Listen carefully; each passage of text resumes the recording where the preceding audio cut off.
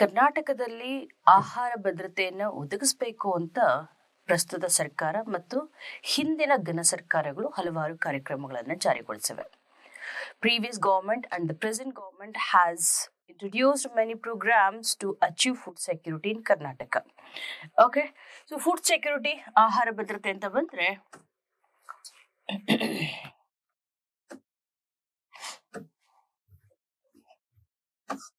the flagship program of present government is Annabhagya. Annabhagya ನಿಮ್ಗೆ ಗೊತ್ತಾಯ್ತು. ಅದಕ್ಕೂ ಮುಂಚೆ 2013 ಅಲ್ಲೇನೆ ಫುಡ್ ಸೆಕ್ಯೂರಿಟಿ ಆಕ್ಟ್ ಅಂತ ತಂದಿದ್ರು. ನ್ಯಾಷನಲ್ ಫುಡ್ ಸೆಕ್ಯೂರಿಟಿ ಆಕ್ಟ್ ಅಂತ ಗವರ್ಮೆಂಟ್ ಆಫ್ ಇಂಡಿಯಾ ಇಂಟ್ರೊಡ್ಯೂಸ್ ಮಾಡಿತ್ತು. ಈ ನ್ಯಾಷನಲ್ ಫುಡ್ ಸೆಕ್ಯೂರಿಟಿ ಆಕ್ಟ್ ಅಥವಾ ರಾಷ್ಟ್ರೀಯ ಆಹಾರ ಭದ್ರತಾ ಕಾಯ್ದೆ ಏನ್ ಹೇಳುತ್ತೆ ಅಂದ್ರೆ, ಫುಡ್ ಸೆಕ್ಯೂರಿಟಿ ಆಕ್ಟ್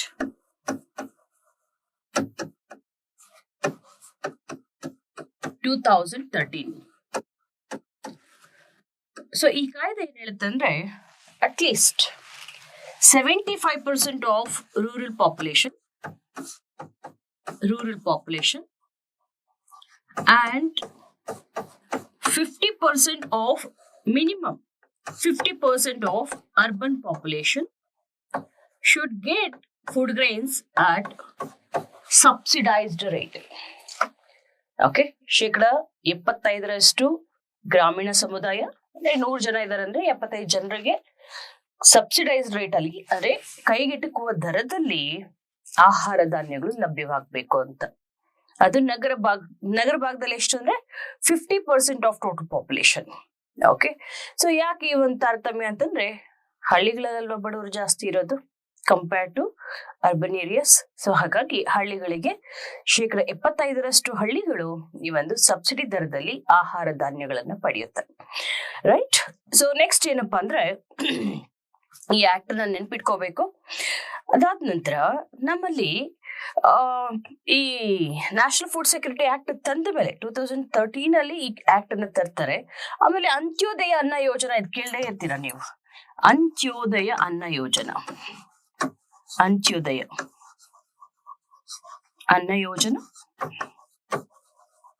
ಇದೇನಪ್ಪಾ ಅಂದ್ರೆ, ಅಂತ್ಯೋದಯ ಅನ್ನ ಯೋಜನೆಯಲ್ಲಿ poorest of the poor will get 35 kg food grains ಅಥವಾ ರೈಸ್. ಸೊ ತುಂಬಾ ಕಡು ಬಡವರು ಅಥವಾ ನಿರ್ಗತಿಕರು ಅಂತ ಏನಿರ್ತಾರೆ ಅವ್ರಿಗೆ 35 kg ಅಷ್ಟು ಅಕ್ಕಿಯನ್ನ ವಿತರಣೆ ಮಾಡಲಾಗುತ್ತೆ. Okay, poorest of the poor will get 35 kg grains.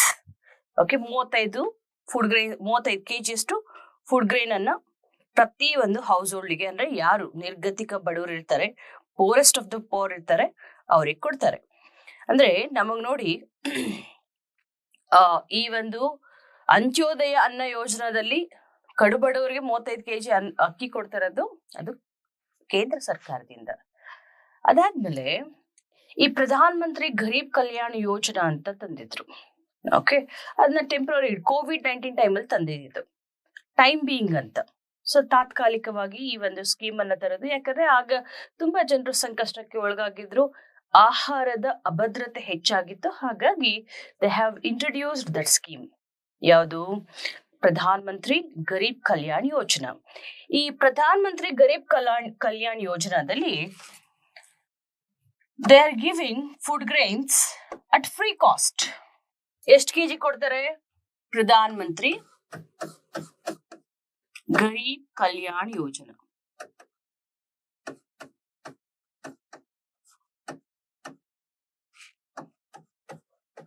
Garib Kalyan Yojana. Okay, so ಇದನ್ನ ತಾತ್ಕಾಲಿಕವಾಗಿ ತಂದಿದ್ದು, ಆದ್ರೆ ಈ ಯೋಜನೆಯನ್ನ ಹಾಗೆಯೇ ಮುಂದುವರಿಸಲಾಗಿದೆ. So BPL will get 5 kg of food grains for every house hold. Okay, so BPL ಅವರು 5 kg ಅಷ್ಟು ಫುಡ್ ಗ್ರೈನ್ಸ್ ಅನ್ನ ಪಡ್ಕೋತಾರೆ. ಓಕೆ, ಇದು ತಾತ್ಕಾಲಿಕವಾಗಿ ತಂದ್ರು ಕೋವಿಡ್ ಟೈಮ್ ಅಲ್ಲಿ. ಈಗೇನ್ ದೇ ಹ್ಯಾವ್ ಕಂಟಿನ್ಯೂಡ್ ಇಟ್, ಇದನ್ನ ಈಗಲೂ ಕೂಡ ಮುಂದುವರಿಸ್ತಿದ್ದಾರೆ. ಈಗ ಕರ್ನಾಟಕದಲ್ಲಿ 10 kg ಅಕ್ಕಿ ಕೊಡ್ತಾ ಇದ್ದಾರೆ, ಹೌದಲ್ವಾ? So BPL families, below poverty line families, they get 10 kg of food grains.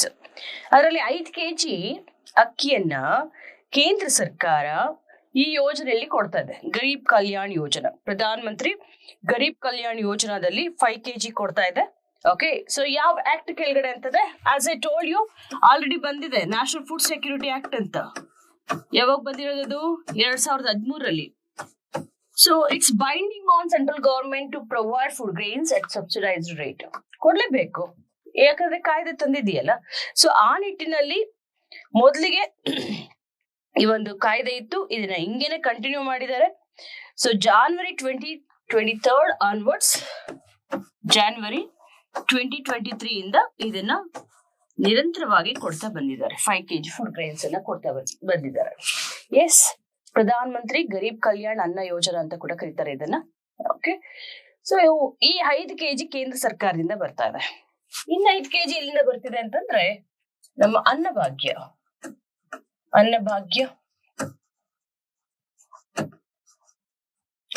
ಅನ್ನಭಾಗ್ಯದಿಂದ again so 5 kg food grains ಅನ್ನ ಕೊಡಬೇಕು. ಆದ್ರೆ so Karnataka is not largest rice producing or paddy producing state, unlike Punjab, Haryana. Okay, so Punjab, Haryana, Uttar Pradesh, west Bengal, Andhra Pradesh ಇವೆಲ್ಲ ಕೂಡ ಹೆಚ್ಚಿನ ಒಂದು ಭತ್ತವನ್ನು ಬೆಳಿತವೆ. ಆದ್ರೆ ನಮ್ಮಲ್ಲಿ ಈ ಒಂದು ವಿತರಣೆ ಮಾಡ್ಲಿಕ್ಕೆ ಅಷ್ಟಿಲ್ಲ. ನಾವು ಸೆಂಟರ್ನ ಕೇಳಿದ್ವಿ, they refuse, they denied it. Okay, so ಈಗ ನಾವೇನೆ ಕೊಡ್ತಾ ಇದ್ದೀವಿ. ಓಕೆ, ಸೊ ನಾವು ಅಕ್ಕಿ ಕೊಡಕ್ಕಾಗಲ್ವಲ್ಲ, ಅದಕ್ಕೋಸ್ಕರ ಏನ್ ಮಾಡ್ತಿದ್ದಾರೆ ಅಂತಂದ್ರೆ ದೇ ಆರ್ ಗಿವಿಂಗ್ ಮನಿ. ಎಷ್ಟು ಅಂದ್ರೆ 1 kgಗೆ ಇಟ್ ಈಸ್ 34 rupees ಅಂತ ಹಾಕೊಂಡು 34 rupees per kg. Okay, so ಹಾಗಾಗಿ 5 kgಗೆ ಎಷ್ಟು ಕೊಡ್ತಿದ್ದಾರೆ ಅಂತಂದ್ರೆ 170 rupees. 170 rupees 5 kg ಅಕ್ಕಿ. ಓಕೆ, ಮತ್ತೆ 1 kgಗೆ 34 ರೂಪಾಯಿ ಅಂತಂದ್ರೆ 120 ರೂಪಾಯಿ ಆಗತ್ತೆ. ಇಷ್ಟನ್ನ ನಮ್ಮ ಸ್ಟೇಟ್ ಗವರ್ಮೆಂಟ್ ಕೊಡ್ತಾ ಇದೆ. ಇದು 5 kg ಅಕ್ಕಿನ ಸೊ ಸೆಂಟ್ರಲ್ ಗವರ್ಮೆಂಟ್ ಕೊಡ್ತಾ ಇದೆ. ಸೊ ಇದು ನಿಮ್ಗೆ ಗೊತ್ತಿರ್ಬೇಕು. Okay, 5 kg rice from the state budget, ಅದನ್ನೇ ನಾವು ಅನ್ನಭಾಗ್ಯ ಅಂತ ಕರಿತೀವಿ. ಸೊ ಗೊತ್ತಾಗ್ತಿದೆಯಲ್ಲ ನಿಮ್ಗೆ? 10 kg ಸೊ ಟೋಟಲಿ ಕೊಡೋದು, ಅದರಲ್ಲಿ 5 kg ಸ್ಟೇಟ್ ಗವರ್ಮೆಂಟ್, ಇನ್ನೊಂದು ಸೆಂಟ್ರಲ್ ಗವರ್ಮೆಂಟ್. ಓಕೆ, ಇನ್ನೊಂದು 5 kg ಸೆಂಟ್ರಲ್ ಗವರ್ಮೆಂಟ್. ಎಸ್, ಈ ಅನ್ನಭಾಗ್ಯ ಅಂತ ಹೇಳಿದ, ಅಂತ್ಯೋದಯ ಅನ್ನ ಯೋಜನಾ ಅಂತ ಹೇಳಿದಲ್ಲ, ಅದು 2002ರಿಂದ ಇಂಪ್ಲಿಮೆಂಟ್ ಮಾಡಿದ್ದಾರೆ. Introduced since 2002. ಅದು ಹಂಗೆ ಕಂಟಿನ್ಯೂ ಆಗಿದೆ. ಓಕೆ, ನೆಕ್ಸ್ಟ್ ಒಂದು ದಾಸೋಹ ಸ್ಕೀಮ್ ಅಂತ ಇದೆ. ಏನಪ್ಪಾ ಇದು ದಾಸೋಹ ಸ್ಕೀಮ್ ಅಂತ ಅಂದ್ರೆ, ಈ ಕೇಂದ್ರ ಸರ್ಕಾರ ಸ್ಟೇಟ್ ಗವರ್ಮೆಂಟ್ಗಳಿಗೆ ದಾಸೋಹ ಸ್ಕೀಮ್ ಕೆಳಗಡೆ ಆಹಾರ ಧಾನ್ಯಗಳನ್ನ ವಿತರಣೆ ಮಾಡುತ್ತೆ. So central government will distribute food grains to state governments for what? So ಯಾರ್ಯಾರಿಗೆ ಅಂತಂದ್ರೆ ನೋಡಿ, ಅಪಾರ್ಟ್ ಫ್ರಮ್ BPL ಫ್ಯಾಮಿಲೀಸ್, ಬೇರೆಯವ್ರು ಯಾರು ಇದ್ದಾರೆ, ಒಂದು ಹಾಸ್ಟೆಲ್ಸ್ ಇರ್ತವೆ, ಈ ಗವರ್ಮೆಂಟ್ ಹಾಸ್ಟೆಲ್ಸ್ ಇರ್ತವೆ. ಸೊ ಅಲ್ಲಿಗೆ ಫುಡ್ ಗ್ರೈನ್ಸ್ ಸಪ್ಲೈ ಮಾಡಬೇಕು. ಸೊ ಅದಾದ ನಂತರ ಅನಾಥಾಶ್ರಮಗಳಿರುತ್ತೆ, ವೃದ್ಧಾಶ್ರಮಗಳಿರ್ತವೆ, ಡಿಸ್ಟಿಟ್ಯೂಟ್ ವುಮೆನ್ ಸೆಂಟರ್ಸ್ ಅಂತ ಇರುತ್ತೆ, ನಿರಾಶ್ರಿತ ಕೇಂದ್ರಗಳು ಅಂತ. ಸೊ ಇವೆಲ್ಲರಿಗೂ ಕೂಡ ಅವರು ಈ ಒಂದು ಆಹಾರ ಧಾನ್ಯಗಳನ್ನ ಸಪ್ಲೈ ಮಾಡಬೇಕು. ನೋಡಿ, ಆ ಸ್ಕೀಮ್ ಅನ್ನ ಏನಂತ ಕರಿತೀವಿ ಅಂತಂದ್ರೆ ದಾಸೋಹ ಯೋಜನೆ. ದಾಸೋಹ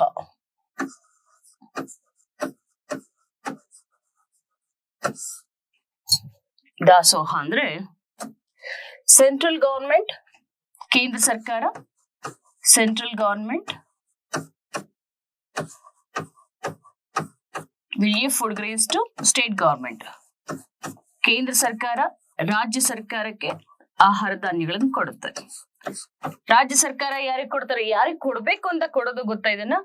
ಸೊ ಇದನ್ನ ಓಲ್ಡ್ ಏಜ್ ಹೋಮ್ಸ್ಗೆ, ಓಕೆ, ಸೊ ಅಥವಾ ನಾರಿ ನಿಕೇತನ್ ಅಂದ್ರೆ ಈ ಒಂದು ಹೆಣ್ಮಕ್ಳು, ಪರಿಚ್ಛೇದ ಹೆಣ್ಮಕ್ಳು ಇರ್ತಾರಲ್ಲ ಅಂತವರ ಒಂದು ಆಶ್ರಮಗಳು ಅಥವಾ old age homes ಆರ್ಫನೇಜಸ್, ಅನಾಥಾಶ್ರಮ,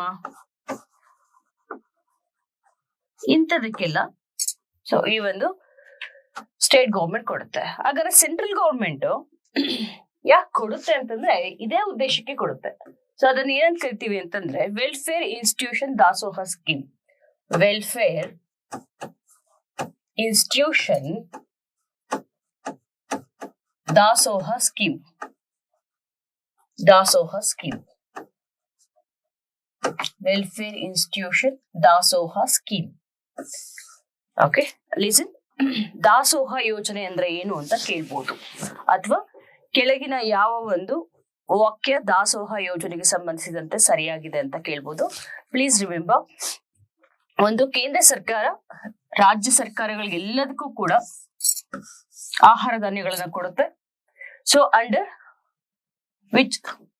under welfare institution Dasoha scheme. Okay, next ಈ ಒಂದು ಯಾರಿಗೆ ಈ ಒಂದು ವೆಲ್ಫೇರ್ ಇನ್ಸ್ಟಿಟ್ಯೂಷನ್ ದಾಸೋಹ ಸ್ಕೀಮ್, ಕಲ್ಯಾಣ ಸಂಸ್ಥೆಗಳ ದಾಸೋಹ ಯೋಜನೆ ಅಂತ. ಸೊ ಇದನ್ನ ಯಾರಿಗೆ ಕೊಡೋದು? At the end of the day will be given to so these old age homes, orphanages, Nari Niketans et cetera. Okay, so ಇದನ್ನ ಸೊ ಎಷ್ಟು ಕೊಡ್ತಾರೆ ಅಂತಂದ್ರೆ 10 kg ರೈಸ್ ಮತ್ತೆ 5 kg wheat. Okay, so accordingly ಒಬ್ಬರಿಗೆ ಅಂದ್ರೆ ಒಂದು ಹಾಸ್ಟೆಲ್ ಅಲ್ಲಿ ಒಂದು 50 ಜನ ಇದ್ದಾರೆ ಅಂತಂದ್ರೆ ಒಬ್ಬರಿಗೆ 10 kg rice, 10 kg rice and 5 kg wheat. 5 kg wheat ಎಷ್ಟು ಕೊಡ್ತಾರೆ? 10 kg rice and 5 kg wheat will be given to each inmate. ಒಬ್ಬೊಬ್ಬರಿಗೂ ಎಷ್ಟು ಕೊಡ್ತಾರೆ? ಇಟ್ಸ್ ಆಲ್ ಅಬೌಟ್ ಯುವರ್ ದಾಸೋಹ ಸ್ಕೀಮ್. ಫುಡ್ ಸೆಕ್ಯೂರಿಟಿಲಿ ಇಷ್ಟು ಅರ್ಥ ಆಗಿದೆ ಅನ್ಕೋತೀನಿ. ಓಕೆ, ಸೊ ಏನಪ್ಪಾ ಅಂತಂದ್ರೆ ಫುಡ್ ಸೆಕ್ಯೂರಿಟಿ ಅಂತಂದ್ರೆ ಆಹಾರ ಭದ್ರತೆ. ರಾಷ್ಟ್ರೀಯ ಆಹಾರ ಭದ್ರತಾ ಕಾಯ್ದೆ 2013 ಜಾರಿಗೊಳಿಸಲಾಗಿದೆ. ಅದರ ಪ್ರಕಾರ 75% ಗ್ರಾಮೀಣ ಸಮುದಾಯ ಮತ್ತು 50% ನಗರ ಸಮುದಾಯಗಳು ಆಹಾರ ಧಾನ್ಯವನ್ನ ಕೈಗೆಟುಕುವ ದರದಲ್ಲಿ ಅಥವಾ ಸಬ್ಸಿಡಿ ದರದಲ್ಲಿ ಪಡಿಬೇಕು ಅಂತ ಹೇಳುತ್ತೆ ಈ ಒಂದು ಕಾಯ್ದೆ. ಅದರ ಅನುಸಾರವಾಗಿ ಈ ಒಂದು ಅಂತ್ಯೋದಯ ಅನ್ನ ಯೋಜನವನ್ನು ಕೂಡ ತಂದಿದ್ದಾರೆ. ಅದರಲ್ಲಿ 35 kg ಯಾರಿಗೆ ಅಂದ್ರೆ ಪೂರೆಸ್ಟ್ ಆಫ್ ದ ಪೋರ್ ಅಥವಾ ಕಡು ಬಡವರಿಗೆ, ನಿರ್ಗತಿಕರಿಗೆ ಕೊಡ್ತಾರೆ. ಎಸ್, ಮತ್ತೆ ಕೋವಿಡ್ ಸಂದರ್ಭದಲ್ಲಿ ಪ್ರಧಾನ ಮಂತ್ರಿ ಗರೀಬ್ ಕಲ್ಯಾಣ್ ಅನ್ನ ಯೋಜನಾ ಅಂತ ತಂದಿದ್ರು. ಅದನ್ನ ಈಗಲೂ ಮುಂದುವರಿಸಲಾಗಿದೆ. ಆ ಒಂದು ಯೋಜನೆ ಕೆಳಗಡೆ ಪ್ರತಿ ಸ್ಟೇಟ್ಗೂ ಕೂಡ ಒಬ್ಬೊಬ್ಬ ಅಂದ್ರೆ BPL ಫ್ಯಾಮಿಲೀಸ್ಗೆ ಒಬ್ಬೊಬ್ಬರಿಗೂ ಕೂಡ 5 kg ಫುಡ್ ಗ್ರೈನ್ಸ್ ಅನ್ನ ಕೊಡ್ತಾರೆ. ಓಕೆ, ಮತ್ತೆ ಅನ್ನಭಾಗ್ಯ ಯೋಜನೆದಲ್ಲಿ ಮತ್ತೆ 5 kg ಅಕ್ಕಿಯನ್ನ ಸ್ಟೇಟ್ ಗೌರ್ಮೆಂಟ್ ಕೊಡುತ್ತೆ.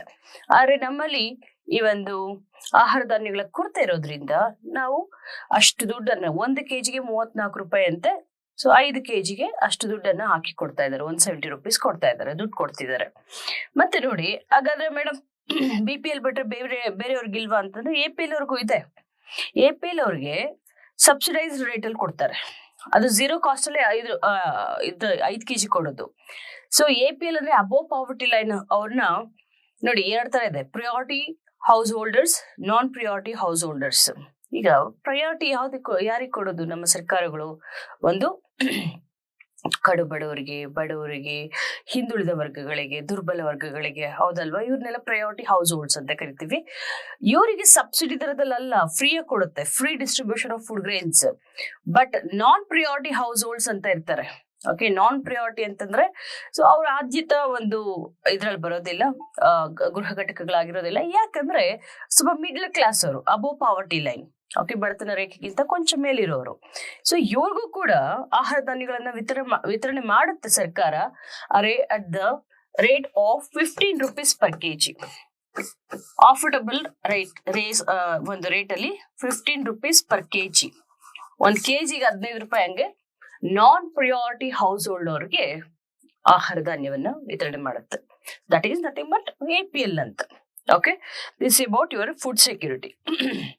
ಈ ಫಿಶರ್ಮನ್ಗೆ ಸಂಬಂಧಿಸಿದ ಹಾಗೆ ಏನಿದೆ ಅಂತ ನೋಡೋಣ. ಫಿಶರೀಸ್. ಸೊ ಇನ್ನೊಂದು ಸ್ವಲ್ಪ ಟಾಪಿಕ್ಸ್ ಇದೆ. ದಾಸೋಹ ಲಾಸ್ಟ್ಗೆ ಬರುತ್ತೆ, ಬಟ್ ಫಿಶರೀಸ್, ಮೀನುಗಾರಿಕೆ. ಫಿಶರೀಸ್ ಅಥವಾ ಮೀನುಗಾರಿಕೆ. ಸೊ ಮೀನನ್ನ ಹೆಚ್ಚು ಉತ್ಪಾದನೆ ಮಾಡಲಿಕ್ಕೆ ಅಥವಾ ಕ್ರಾಂತಿಕಾರಕ ಒಂದು ಪ್ರಮಾಣದಲ್ಲಿ ಸೊ ಮೀನಿನ ಪ್ರಮಾಣವನ್ನ ಹೆಚ್ಚಿಸ್ಲಿಕ್ಕೆ, ಮೀನಿನ ಉತ್ಪಾದನೆಯನ್ನ ಹೆಚ್ಚಿಸ್ಲಿಕ್ಕೆ ತಂದಂತಹ ಒಂದು ಕ್ರಾಂತಿ ನೀಲಿ ಕ್ರಾಂತಿ, blue revolution, to enhance the production of fisheries. Okay, so blue revolution ಅಂತ ತಂದ್ವಿ, integrated development of fisheries sector. Okay, ಮೀನುಗಾರಿಕಾ ವಲಯವನ್ನ ಸಮಗ್ರವಾಗಿ ಅಭಿವೃದ್ಧಿ ಪಡಿಸೋದು ನಮ್ದು. ಅಂದ್ರೆ ಫಿಶರೀಸ್ ಅಲ್ಲಿ 2 ಟೈಪ್ ಇದೆಯಲ್ಲಪ್ಪ, ಒಂದು ಇನ್ಲ್ಯಾಂಡ್ ಫಿಶರೀಸ್, ಇನ್ನೊಂದು ಕೋಸ್ಟಲ್ ಫಿಶರೀಸ್ ಅಥವಾ ಮೆರೈನ್ ಫಿಶರೀಸ್ ಅಂತ. ಫಿಶಿಂಗ್, ಮೆರೈನ್ ಫಿಶಿಂಗ್ ಅಂದ್ರೆ ಸಮುದ್ರಕ್ಕೆ ಹೋಗಿ ಹಿಡ್ಕೊಂಬಂದ್ರೆ ಅದು ಮೆರೈನ್ ಫಿಶಿಂಗ್. ಕೋಸ್ಟಲ್ ಅಂದ್ರೆ ಕೋಸ್ಟಲ್ ಅಂದ್ರೆ ಕರಾವಳಿ ಭಾಗದಲ್ಲಿ ಫಿಶಿಂಗ್ ಮಾಡೋದು. ಇನ್ಲ್ಯಾಂಡ್ ಅಂದ್ರೆ ಏನ್ ಗೊತ್ತಾ, ಈ ಒಳಗಡೆನೆ ಕೆರೆ, ಕುಂಟೆ, ಹೊಂಡಗಳಲ್ಲೆಲ್ಲ ಮೀನ ಬೆಳೆಸ್ತಿದಾರಲ್ಲ ಈಗ, ದಟ್ ಈಸ್ ಕಾಲ್ಡ್ ಏನು, ಇನ್ಲ್ಯಾಂಡ್ ಫಿಶಿಂಗ್. ಸೊ ನಮ್ಮಲ್ಲಿ ಕೋಸ್ಟ್ ತುಂಬಾ ಕಮ್ಮಿ ಇರೋದು, ಅಂದ್ರೆ 320 ಕಿಲೋಮೀಟರ್ಸ್ ಅಷ್ಟೇ ಕೋಸ್ಟ್ ಇರೋದು. ಸೊ ಹಾಗಾಗಿ ಇಟ್ ಕಮ್ಸ್ ಟು, ಆದ್ರೂ ಕೂಡ ಫಿಶ್ ಪ್ರೊಡಕ್ಷನ್ ಅಂತ ತಗೊಂಡ್ರೆ ಕರ್ನಾಟಕದ್ದು 2000 ಮೇನ್ಸ್ ಬೇಕಾಗುತ್ತೆ. ಕರ್ನಾಟಕ ಫಿಶಿಂಗ್ ಸೆಕ್ಟರ್ ಇದೆ ಮೇನ್ಸ್ ಅಲ್ಲಿ, ಸೈನ್ಸ್ ಚಾಪ್ಟರ್ ಅಲ್ಲಿ ಸೆಕೆಂಡ್ ಸೆಕ್ಷನ್ ಅಲ್ಲಿ ಇದೆ ಫಿಶಿಂಗ್ ಅಂತ. ಸೊ 2021-22 ಫ್ಯಾಕ್ಟ್ಸ್ ಪ್ರಕಾರ, 21-22 ಫ್ಯಾಕ್ಟ್ಸ್ ಪ್ರಕಾರ ಎಷ್ಟನೇ ಸ್ಥಾನದಲ್ಲಿದೆ ಮೆರೈನ್ ಫಿಶ್ ಪ್ರೊಡಕ್ಷನ್ ಅಲ್ಲಿ, ಸಾಗರೀಯ ಮೀನಿನ ಉತ್ಪಾದನೆ, ಮೆರೈನ್ ಫಿಶ್ ಪ್ರೊಡಕ್ಷನ್.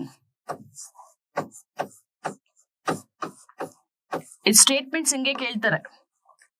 ಆರ್ಥಿಕ ಸಮೀಕ್ಷೆಯ ಪ್ರಕಾರ ಸಾಗರೀಯ ಮೀನಿನ ಉತ್ಪಾದನೆಯಲ್ಲಿ ಕರ್ನಾಟಕ ಎಷ್ಟನೇ ಸ್ಥಾನದಲ್ಲಿದೆ ಅಂತ. So it is in 5th position. Okay, 5ನೇ ಸ್ಥಾನದಲ್ಲಿದೆ, 5th position.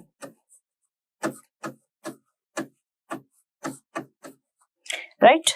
So when it comes to inland fishing, inland ಅಂತಂದ್ರೆ ಸೊ ಒಳಗಡೆ, ಒಳನಾಡು ಇನ್ಲ್ಯಾಂಡ್ ಫಿಶ್ ಪ್ರೊಡಕ್ಷನ್, ಒಳನಾಡು ಮೀನಿನ ಉತ್ಪಾದನೆಯಲ್ಲಿ ಎಷ್ಟನೇ ಪ್ಲೇಸ್ ಗೊತ್ತಾ, 7th. ಅಂದ್ರೆ ಜಾಸ್ತಿ ಇರೋದು ಯಾವುದು, marine fishing. Okay, 7th position, 7ನೇ ಸ್ಥಾನದಲ್ಲಿ ಇದ್ದೇವೆ. We are in 7th position, ಒಳನಾಡು ಮೀನಿನ ಉತ್ಪಾದನೆಯಲ್ಲಿ. Yes, next will come to the scheme, that is Pradhan Mantri Matsya Sampada ಯೋಜನಾ. ಪ್ರಧಾನ ಮಂತ್ರಿ ಮತ್ಸ್ಯ ಸಂಪದಾ ಯೋಜನಾ. ಬಜೆಟ್ ಅಲ್ಲಿ 2 ಸ್ಕೀಮ್ ನೋಡಿದ್ವಿ. ಯಾವ್ದದು, ಮತ್ಸ್ಯ ಆಶಾ ಕಿರಣ, ಮತ್ತೆ ಇನ್ನೊಂದು ಸಮುದ್ರ ಆಂಬುಲೆನ್ಸ್ ಅಥವಾ ಸಿ ಆಂಬುಲೆನ್ಸ್. ಮತ್ಸ್ಯ ಆಶಾ ಕಿರಣ ಅಂತಂದ್ರೆ ಏನಂತ ಹೇಳಿದ್ದಾರೆ, ಸಸ್ಟೈನಬಲ್ ಫಿಶಿಂಗ್ಗೆ, ಸುಸ್ಥಿರ ಒಂದು ಮೀನಿನ ಬೇಸಾಯ ಮಾಡ್ಬೇಕು ಅಂತ ಏನ್ ಮಾಡ್ತಾರೆ, ಬ್ರೀಡಿಂಗ್ ಸೀಸನ್ ಅಲ್ಲಿ ಮೀನುಗಾರಿಕೆ ಮಾಡೋದಿಲ್ಲ, ಫಿಶಿಂಗ್ ಮಾಡೋದಿಲ್ಲ. ಅಂತಹ ಸಂದರ್ಭದಲ್ಲಿ ಮೀನುಗಾರರ ಒಂದು ಕನಿಷ್ಠ ಜೀವನೋಪಾಯಕ್ಕಾಗಿ 3,000 ರೂಪಾಯಿ ದುಡ್ಡು ಕೊಡ್ತಾರೆ. ಅದನ್ನ ಮತ್ಸ್ಯ ಆಶಾ ಕಿರಣ ಅಂತ ಹೇಳ್ತೇವೆ. ಸಮುದ್ರ ಆಂಬುಲೆನ್ಸ್ ಅಂತಂದ್ರೆ ಅಥವಾ ಸಿ ಆಂಬುಲೆನ್ಸ್ ಅಂತಂದ್ರೆ ಮೀನುಗಾರರು ಮೀನ್ ಹಿಡಿಯಕ್ಕೆ ಹೋದಾಗ ಏನಾದ್ರೂ ಅಪಘಾತಕ್ಕೆ ಒಳಗಾದಲ್ಲಿ, ಓಕೆ, ಸೊ ಏನಾದ್ರೂ ಆರೋಗ್ಯದ ಒಂದು ತುರ್ತು ಪರಿಸ್ಥಿತಿ ಎದುರಾದಲ್ಲಿ ಆಗ ಅವ್ರನ್ನ ರೆಸ್ಕ್ಯೂ ಮಾಡಿ ಕರ್ತರೋದು. Okay, that is sea ambulance. Right. So ಇನ್ನ ಪ್ರಧಾನ ಮಂತ್ರಿ ಮತ್ಸ್ಯ ಸಂಪದ,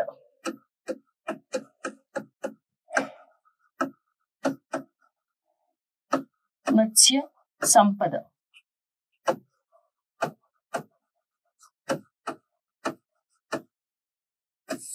ಪ್ರಧಾನ ಮಂತ್ರಿ ಮತ್ಸ್ಯ ಸಂಪದಾ ಯೋಜನೆ. ಸೊ ಇದೇನ್ ಹೇಳುತ್ತಪ್ಪ ಅಂತಂದ್ರೆ ನೋಡಿ, ಈ ಯೋಜನೆನ 2021-25 ರನ್ನಿಂಗ್ ಸ್ಕೀಮ್ ಇದು.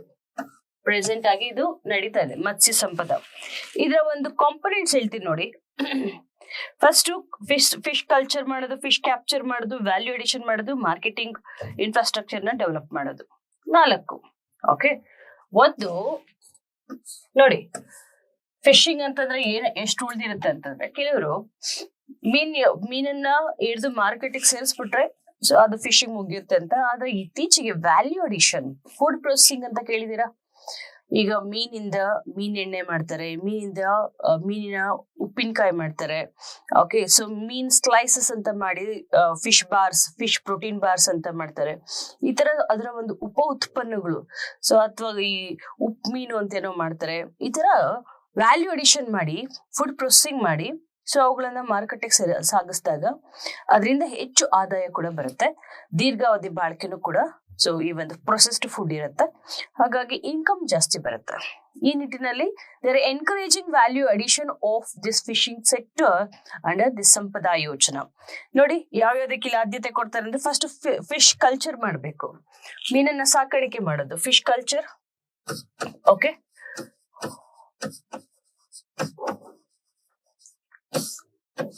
ಮೀನ್ ಸಾಕಾಣಿಕೆ ಮಾಡೋದು fish culture, breeding and raising fish. Next fish capture, ಮೀನ್ ಹಿಡಿಯೋದು fish capture.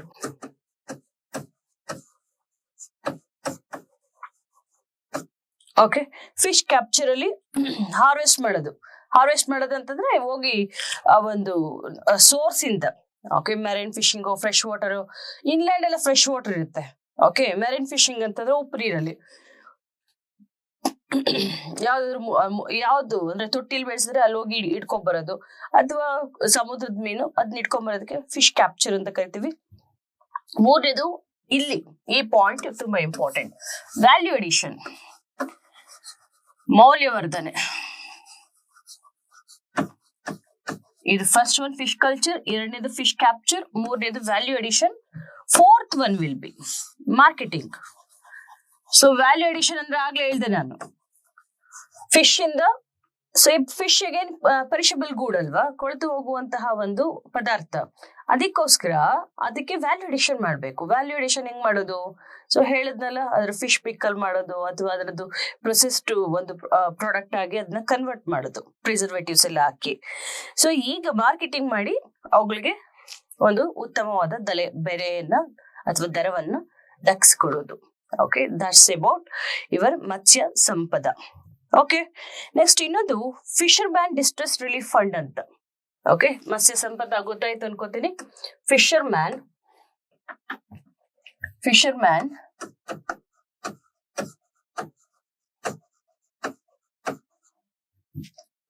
Distress relief fund. Fisherman distress relief fund. Fisherman distress relief fund ಅಂತ ಕನ್ನಡದಲ್ಲಿ ಇದನ್ನ ಮೀನುಗಾರ ಸಂಕಷ್ಟ ಪರಿಹಾರ ನಿಧಿ ಅಂತ. ಓಕೆ, ಸೊ ಇಲ್ಲಿ ನೋಡಿ,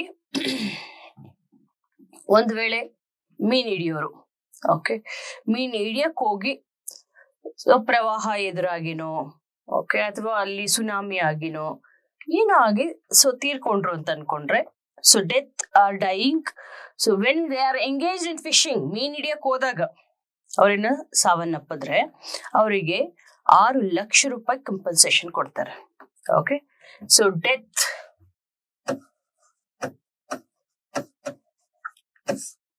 ವೈಲ್ ಅಥವಾ ಡ್ಯೂರಿಂಗ್ ಫಿಶಿಂಗ್ ಮಾಡ್ಬೇಕಾದ್ರೆ, ಮೀನ್ ಹಿಡಿಯಕ್ ಹೋದಾಗ ಏನಾದ್ರು ಸಾವನ್ನಪ್ಪಿದ್ರೆ ಅವ್ರಿಗೆ 6 ಲಕ್ಷ ರೂಪಾಯಿ, 6 lakh rupees they give compensation. Government will give compensation. Okay, so next ಒಂದ್ ವೇಳೆ ಇದಕ್ಕೇನಾದ್ರು ಹೋಗಿ ಅಂದ್ರೆ ಸುನಾಮಿ ಬಂದು ಎಲ್ಲ ಕೊಚ್ಕೊಂಡು ಹೋಗ್ಬಿಟ್ಟಿದೆ, ಯಾವುದು ನೆಟ್ಟು, ಬೋಟು, ಸೊ ಮೀನ್ ಹಿಡಿಯಕ್ ಬಲೆ ಬೇಕಲ್ಲಪ್ಪ, ಬಲೆ ಮತ್ತೆ ಹಡಗು ಎಲ್ಲ ಹೋಗ್ಬಿಟ್ಟಿದೆ. ಬಟ್ ಇವ್ರನ್ನ ಏರ್ ಲಿಫ್ಟ್ ಮಾಡಿದ್ದಾರೆ ಅಂತ ಅನ್ಕೊಳ್ಳಿ, ಏರ್ ಲಿಫ್ಟ್ ಮಾಡಿ ಇವ್ರನ್ನ ರೆಸ್ಕ್ಯೂ ಮಾಡಿದ್ದಾರೆ. ಅಂತ ಸಂದರ್ಭದಲ್ಲಿ ಜೀವ ಉಳಿದಿದೆ, ಬಟ್ ಜೀವನೋಪಾಯಕ್ಕೆ ಬೇಕಾಗಿರುವಂತಹ ಎಲ್ಲ ಒಂದು ಏನು ರಾ ಮೆಟೀರಿಯಲ್ಸ್ ಅಥವಾ ಈ ಒಂದು ಅಗತ್ಯ ವಸ್ತುಗಳೆಲ್ಲ ಸೊ ಒಟ್ಟೋಗಿದ್ದಾವೆ, ಬಲೆ ಮತ್ತೆ ಈ ಒಂದು ಹಡಗು ಇದೆಲ್ಲ. ಇದಕ್ಕೆ ಅಂತ 1 ಲಕ್ಷ ರೂಪಾಯಿ ಕೊಡ್ತಾರೆ. So 1 lakh will be given for who have lost net and boat. ಅದನ್ನ ಫಿಶರ್ಮ್ಯಾನ್ ಡಿಸ್ಟ್ರೆಸ್ ರಿಲೀಫ್ ಫಂಡ್ ಅಂತ ಕರಿತೀವಿ. ಓಕೆ, ಡಿಸ್ಟ್ರೆಸ್ ರಿಲೀಫ್ ಒಂದು ಫಂಡ್ ಮತ್ತೆ ಸ್ಕೀಮ್ ಅಂತಾನು ಹೇಳ್ತೀವಿ. ಓಕೆ, ಸೊ ಏನು ಅಂತಂದ್ರೆ, when fisherman is engaging in fishing activity and if he dies, okay, so ಅಲ್ಲೇನೆ ಅವನೇನ ಸಾವನ್ನಪ್ಪಿದ್ರೆ ಮೀನ್ ಹಿಡಿಬೇಕಾರೇನೆ ಆಗ ಆ ಒಂದು ಮೀನುಗಾರನಿಗೆ 6,000 ರೂಪಾಯಿ ಕಂಪನ್ಸೇಷನ್ ಪರಿಹಾರವನ್ನ ಕೊಡ್ತಾರೆ. ಮತ್ತೆ ಈ ಒಂದು ಡಿಸ್ಟ್ರೆಸ್ ರಿಲೀಫ್ ಅಲ್ಲಿ ಒಂದು ವೇಳೆ ಅವನ ಜೀವ ಉಳಿದು ಬೇರೆ ಎಲ್ಲ ಒಂದು ಅಗತ್ಯ ಸಲಕರಣೆಗಳನ್ನ ಕಳ್ಕೊಂಡಿದ್ರೆ ಅವ್ರಿಗೆ 1 ಲಕ್ಷ ಕೊಡ್ತಾರೆ. So that is fisherman distress relief fund. Okay, next Matsya Vahini ಅಂತ. ಓಕೆ, ಮತ್ಸ್ಯ ವಾಹಿನಿ. ವಾಹಿನಿ ಅಂದ್ರೆ ಏನು? ವೆಹಿಕಲ್. ಮತ್ಸ್ಯ ವಾಹಿನಿ. ವಾಹಿನಿ ಅಂದ್ರೆ ಏನಪ್ಪಾ? ವೆಹಿಕಲ್. ಮತ್ಸ್ಯ ಅಂದ್ರೆ ಏನು? ಮೀನು. ಮೀನುಗಾರಿಗೆ ವೆಹಿಕಲ್ ಕೊಡೋದು ಏನಕ್ಕೆ? ಸೊ ಟ್ರಾನ್ಸ್ಪೋರ್ಟೇಷನ್ಗೆ. ಎಲ್ಲಿಂದ ಈ ಕ್ಯಾಪ್ಚರ್ ಮಾಡತ್ತಾರಲ್ಲ ಆ ಪ್ಲೇಸ್ ಇಂದ ಮಾರ್ಕೆಟಿಂಗ್ ಪ್ಲೇಸ್ಗೆ ಸೊ ಫ್ರೆಶ್ ಆಗಿ ತಾಜಾ ಮೀನನ್ನ ತಗೊಂಡೋಗಿ ಗ್ರಾಹಕರಿಗೆ ತಲುಪಿಸ್ಲಿ ಅನ್ನುವಂತಹ ನಿಟ್ಟಿನಲ್ಲಿ ಮತ್ತೆ ಇವರ ಒಂದು ಜೀವನಾಧಾರಕ್ಕೂ ಕೂಡ ಈ ಒಂದು ಮತ್ಸ್ಯ ವಾಹಿನಿ ಅಂತ ತಂದಿದ್ದಾರೆ. So they can buy bicycle, insulated boxes, ಮತ್ತೆ ಅದೆಲ್ಲದಕ್ಕೂ ಕೂಡ ಸಬ್ಸಿಡಿ ಕೊಡ್ತಾರೆ. ಅದರ ಜೊತೆಗೆ ಮತ್ಸ್ಯ ವಾಹಿನಿಯಲ್ಲಿ financial assistance will be given for quick transportation of fishes. ಎಲ್ಲಿಂದ ಎಲ್ಲಿಗೆ? ಯಾಕಂದ್ರೆ ಫಿಶ್ ಬಂದು ಎಂತ ಗೂಡು, ಪೆರಿಷಬಲ್ ಅಲ್ವಾ? Quick transportation. Okay, capture area ಇಂದ ಸೊ ಮೀನನ್ನ ಹಿಡಿದಿರ್ತಾರಲ್ಲ ಅಲ್ಲಿಂದ ಗ್ರಾಹಕರಿಗೆ ಅಥವಾ ಮಾರ್ಕೆಟ್ಗೆ ಬೇಗ ತಲುಪಿಸ್ಬೇಕು ಅಂತ ಅಂದ್ಬಿಟ್ಟು. ಓಕೆ, ಇದನ್ನ ಫಸ್ಟ್ ಬೆಂಗಳೂರಲ್ಲೇನೆ ಇದನ್ನ ಸ್ಟಾರ್ಟ್ ಮಾಡ್ತಿದಾರಂತೆ. ಈ ಆಟೋ ರಿಕ್ಷಾಸ್ ಕೂಡ ಕೊಡ್ತಾರೆ. ಅದಕ್ಕೂ ಕೂಡ ಈ ಆಟೋ ರಿಕ್ಷಾ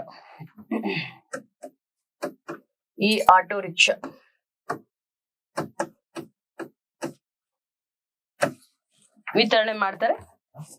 ಓಕೆ, ಮೀನನ್ನ ಸೆಲ್ ಮಾಡ್ಲಿಕ್ಕೆ. Yes, this about your fishing sector.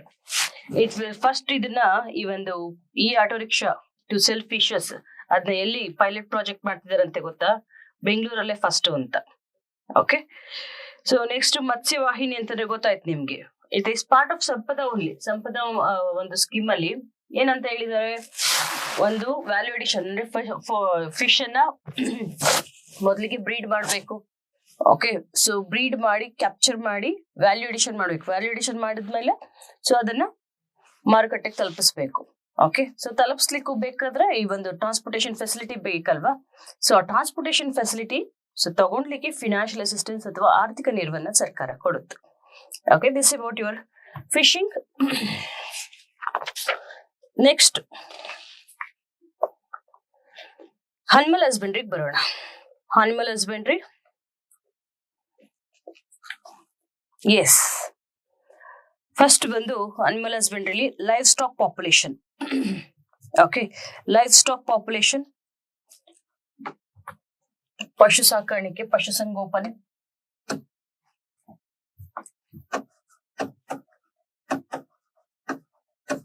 Animal husbandry.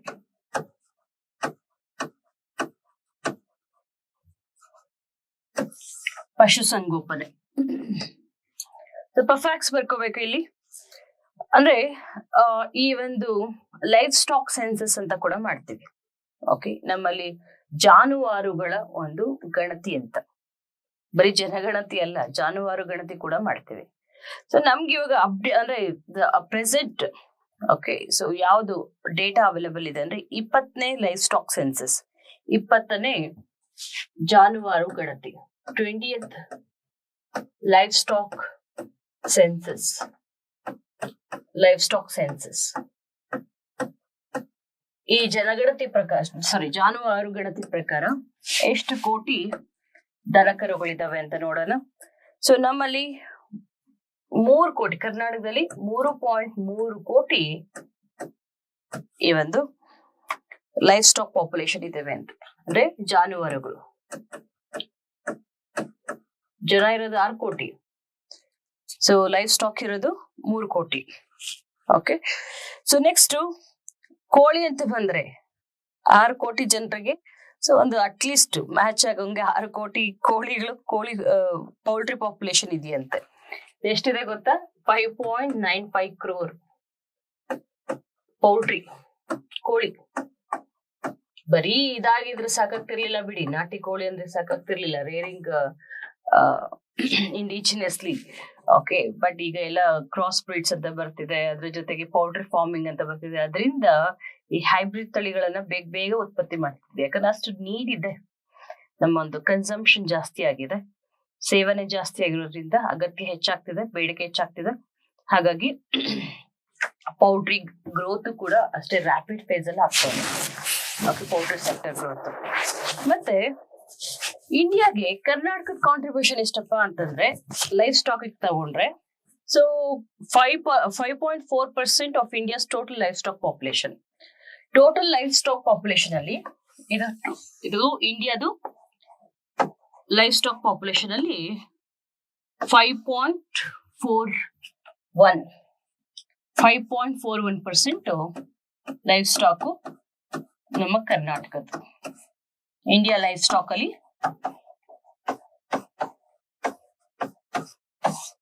5.4% Karnataka life stock ಇಷ್ಟು ಕಾಂಟ್ರಿಬ್ಯೂಷನ್ ಇದೆ, 5% ಅಷ್ಟು. ಓಕೆ, ಸೊ ನಮ್ಮ ಪಾಪ್ಯುಲೇಷನ್ ಎಷ್ಟು? 5.05% ಅಷ್ಟು. ಜಾಗ್ರಫಿಕಲ್ ಏರಿಯಾ ಎಷ್ಟು? 5.85% ಅಷ್ಟು. ಪೌಲ್ಟ್ರಿ ಎಷ್ಟು ಕಾಂಟ್ರಿಬ್ಯೂಷನ್? 5.41% ಅಷ್ಟು. ಎಸ್, ಟೋಟಲ್ ಪೌಲ್ಟ್ರಿ ಅಂತ ತಗೊಂಡ್ರೆ ಪೌಲ್ಟ್ರಿ ಜಾಸ್ತಿ ಇದೆ.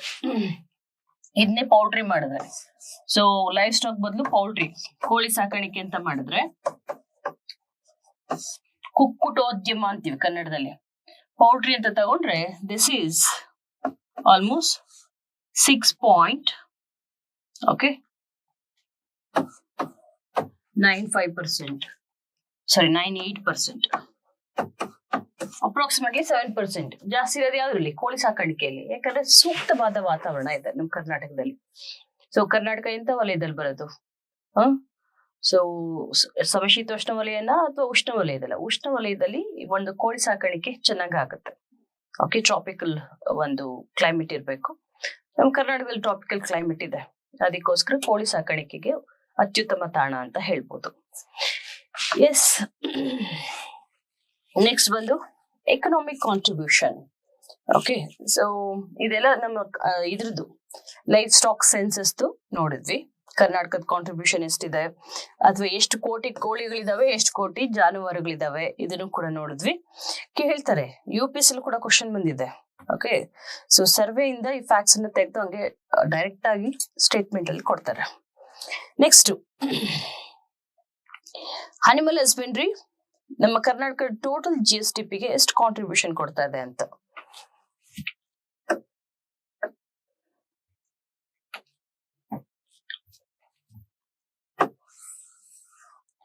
ಓಕೆ, ಕರ್ನಾಟಕ ಟೋಟಲ್ GDP, ಈ ಟೋಟಲ್ GDP ಇದಾದ್ರೆ ಈ ಒಂದು ಲೈಫ್ ಸ್ಟಾಕ್ ಅಥವಾ ಅನಿಮಲ್ ಹಸ್ಬೆಂಡ್ರಿಯಿಂದ ಕರ್ನಾಟಕದ ಒಟ್ಟು GDPಗೆ ಎಷ್ಟು ಕಾಂಟ್ರಿಬ್ಯೂಷನ್ ಇದೆ ಅಂತಂದ್ರೆ 3.78%. 3.78%. Could you remember that I have told you 13.04% GDP, so contribution from agriculture to Karnataka GDP. So Karnataka GDPಗೆ ಅಗ್ರಿಕಲ್ಚರಲ್ GDP ಎಷ್ಟು ಕಾಂಟ್ರಿಬ್ಯೂಷನ್ ಇದೆ ಅಂತ ಹೇಳಿದ್ರೆ 13.04% ಅಂತ ಹೇಳಿದ್ನಲ್ಲ. ಸೊ ಅದರಲ್ಲಿ 3.78% ಅಗ್ರಿಕಲ್ಚರ್ ಅಂತಂದ್ರೆ ಏನೆಲ್ಲ ಬರುತ್ತೆ? ಫಿಶಿಂಗ್ ಬರುತ್ತೆ, ಸೊ ಮತ್ತೆ ಹಾರ್ಟಿಕಲ್ಚರ್ ಬರುತ್ತೆ, ಫುಡ್ ಗ್ರೇನ್ಸ್ ಬರುತ್ತೆ, ಸೊ ಅನಿಮಲ್ ಹಸ್ಬೆಂಡ್ರಿ ಬರುತ್ತೆ, ಇದೆಲ್ಲ ಸುಮಾರು ಡೈರಿ ಸೆಕ್ಟರ್ ಇವೆಲ್ಲ ಬರುತ್ತಲ್ಲ. ಅದರಲ್ಲಿ ಬರೀ ಡೈರಿ ಸೆಕ್ಟರ್ ಅಥವಾ ಅನಿಮಲ್ ಹಸ್ಬೆಂಡ್ರಿ ಇಂದ ಎಷ್ಟು ಕಾಂಟ್ರಿಬ್ಯೂಷನ್ ಇದೆ ಅಂತಂದ್ರೆ 3.78%. Okay, next, so Karnataka ranks ಅಂದ್ರೆ when it comes to India is the world largest producer of cow and buffalo milk. ಅದ್ ಗೊತ್ತಿರೋ ಮಾತು. ವೈಟ್ ರೆವಲ್ಯೂಷನ್ ಅಥವಾ ಆಪರೇಷನ್ ಫ್ಲಡ್ ಇದನ್ನ ಇಂಟ್ರೊಡ್ಯೂಸ್ ಮಾಡಿ ಆದ್ಮೇಲೆ so immensely we have enhanced our milk production. So India is the largest producer of milk in the world. ವಿಶ್ವದಲ್ಲೇ ಅತಿ ಹೆಚ್ಚು ಹಾಲನ್ನ ಉತ್ಪಾದನೆ ಮಾಡ್ತಿರುವಂತಹ ದೇಶ ಭಾರತ. ಯಾಕಂದ್ರೆ we have good number of cattle population and buffalo population. ಎಮ್ಮೆ ಮತ್ತು ಹಸು ನಮ್ಮಲ್ಲಿ ಹೆಚ್ಚಾಗಿದ್ದಾವೆ. ಸೊ ಹಾಲಿನ ಉತ್ಪಾದನೆ ಕೂಡ ಜಾಸ್ತಿ ಇದೆ. ಸೊ ಇಡೀ ವಿಶ್ವದಲ್ಲಿ ಮೊದಲಿಗೆ ಇಷ್ಟು ಸ್ವಾವಲಂಬನೆಯನ್ನ ಸಾಧಿಸಿರ್ಲಿಲ್ಲ. ವೈಟ್ ರೆವಲ್ಯೂಷನ್, ವರ್ಗೀಸ್ ಕುರಿಯನ್ ಅವರ ಒಂದು ಕೊಡುಗೆಯಿಂದ ವೈಟ್ ರೆವಲ್ಯೂಷನ್ ಅಥವಾ ಶ್ವೇತ ಕ್ರಾಂತಿ ಅಂತ ಮಾಡ್ತೀವಿ. ಆ ನಂತರದಲ್ಲಿ ಹಾಲಿನ ಉತ್ಪಾದನೆಯಲ್ಲಿ ತುಂಬಾ ಗಣನೀಯ ಪ್ರಮಾಣದಲ್ಲಿ ಹೆಚ್ಚಳ ಆಗತ್ತೆ. ಮೊದಲಿಗೆ ನಾವು ಇಂಪೋರ್ಟ್ ಮಾಡ್ಕೊಳ್ತಿದ್ವಿ, ಈಗ ಲಾರ್ಜೆಸ್ಟ್ ಪ್ರೊಡ್ಯೂಸರ್ ಆಗಿದ್ದೀವಿ. ಅದು ನಮ್ಮ ಶ್ವೇತ ಕ್ರಾಂತಿಯ ಒಂದು ಕೊಡುಗೆ, ಆಪರೇಷನ್ ಫ್ಲಡ್ ಅಂತ ಕೂಡ ಕರಿತೇವೆ. ಅದು ಗೊತ್ತಿದೆ. ಕರ್ನಾಟಕ ಎಷ್ಟೇ ಪ್ಲೇಸ್ ಅಲ್ಲಿ ಇದೆ ಅಂತಂದ್ರೆ, ನೀವು ತುಂಬಾ ಜನ ಅನ್ಕೊಳ್ಳೋದು ಮಿಲ್ಕ್ ಪ್ರೊಡಕ್ಷನ್ ಅಲ್ಲಿ ನಾವು ಸೆಕೆಂಡ್ ಪ್ಲೇಸ್ ಅಲ್ಲಿ ಇಲ್ಲ. ಅಮೂಲ್ ಆದ್ಮೇಲೆ ನಮ್ದು milk production second place. So you are assuming wrong. Milk production ಅಲ್ಲಿ Karnataka is the 9th largest state. Okay, ಹಾಲಿನ ಉತ್ಪಾದನೆಯಲ್ಲಿ ಕರ್ನಾಟಕವು 9ನೇ ದೊಡ್ಡ ರಾಜ್ಯ. Okay, 9th Karnataka ranks 9th among Indian states in milk production. ಅದನ್ನ ಗೊತ್ತಿರಬೇಕು. ಎಷ್ಟು ಮಿಲಿಯನ್ ಮೆಟ್ರಿಕ್ ಟನ್ಸ್ ಅಷ್ಟಪ್ಪ ಅಂತಂದ್ರೆ 12.83 ಮಿಲಿಯನ್ ಮೆಟ್ರಿಕ್ ಟನ್ಸ್, MMT. ಇಷ್ಟು ಹಾಲನ್ನ ಕರ್ನಾಟಕದಿಂದ ಉತ್ಪಾದನೆ ಮಾಡ್ತಾ ಇದ್ದೇವೆ. ಓಕೆ, 12.83 ಮಿಲಿಯನ್ ಮೆಟ್ರಿಕ್ ಟನ್ಸ್ ಅಷ್ಟು ಹಾಲನ್ನ ನಮ್ಮ ಕರ್ನಾಟಕ ಉತ್ಪಾದನೆ ಮಾಡ್ತಾ ಇದೆ. ಇಷ್ಟು ನಿಮ್ಗೆ ನೆನಪಿರ್ಬೇಕು. ನೆಕ್ಸ್ಟ್, ಅನುಗ್ರಹ ಕೊಡುಗೆ ಯೋಜನೆ. ಅದು ಗೊತ್ತಿದೆಯಲ್ಲ, ಅನುಗ್ರಹ ಕೊಡುಗೆ ಶೆಫರ್ಡ್ಸ್ ಸುರಕ್ಷಾ ಸ್ಕೀಮ್. ಶೆಫರ್ಡ್ಸ್ಗೆ ಈ ಒಂದು ಕುರಿ ಸಾಕಾಣಿಕೆ ಮಾಡೋರಿಗೆ ಈ ಇನ್ಶೂರೆನ್ಸ್ ಕೊಡುವಂಥದ್ದು ಸುರಕ್ಷಾ ಯೋಜನೆ, ರೈಟ್. ನೆಕ್ಸ್ಟ್, ಆಕ್ಸಿಡೆಂಟ್ ಡೆತ್ ಆದಾಗ ಅವ್ರಿಗೆ ಫಿನಾನ್ಷಿಯಲ್ ಅಸಿಸ್ಟೆನ್ಸ್ ಕೊಡೋದು ಶೆಫರ್ಡ್ ಸುರಕ್ಷಾ ಯೋಜನೆ ಅಥವಾ ಅನುಗ್ರಹ ಕೊಡುಗೆ ಯೋಜನೆ. ನೋಡಿ, ಶೆಫರ್ಡ್ಸ್ಗೆ ಅಂತ 3 ಸ್ಕೀಮ್ ಇದೆ. ಅನುಗ್ರಹ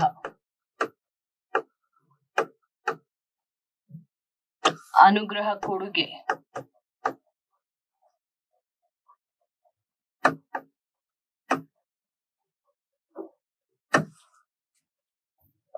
ಅಮೃತ ಕುರಿಗಾಹಿ.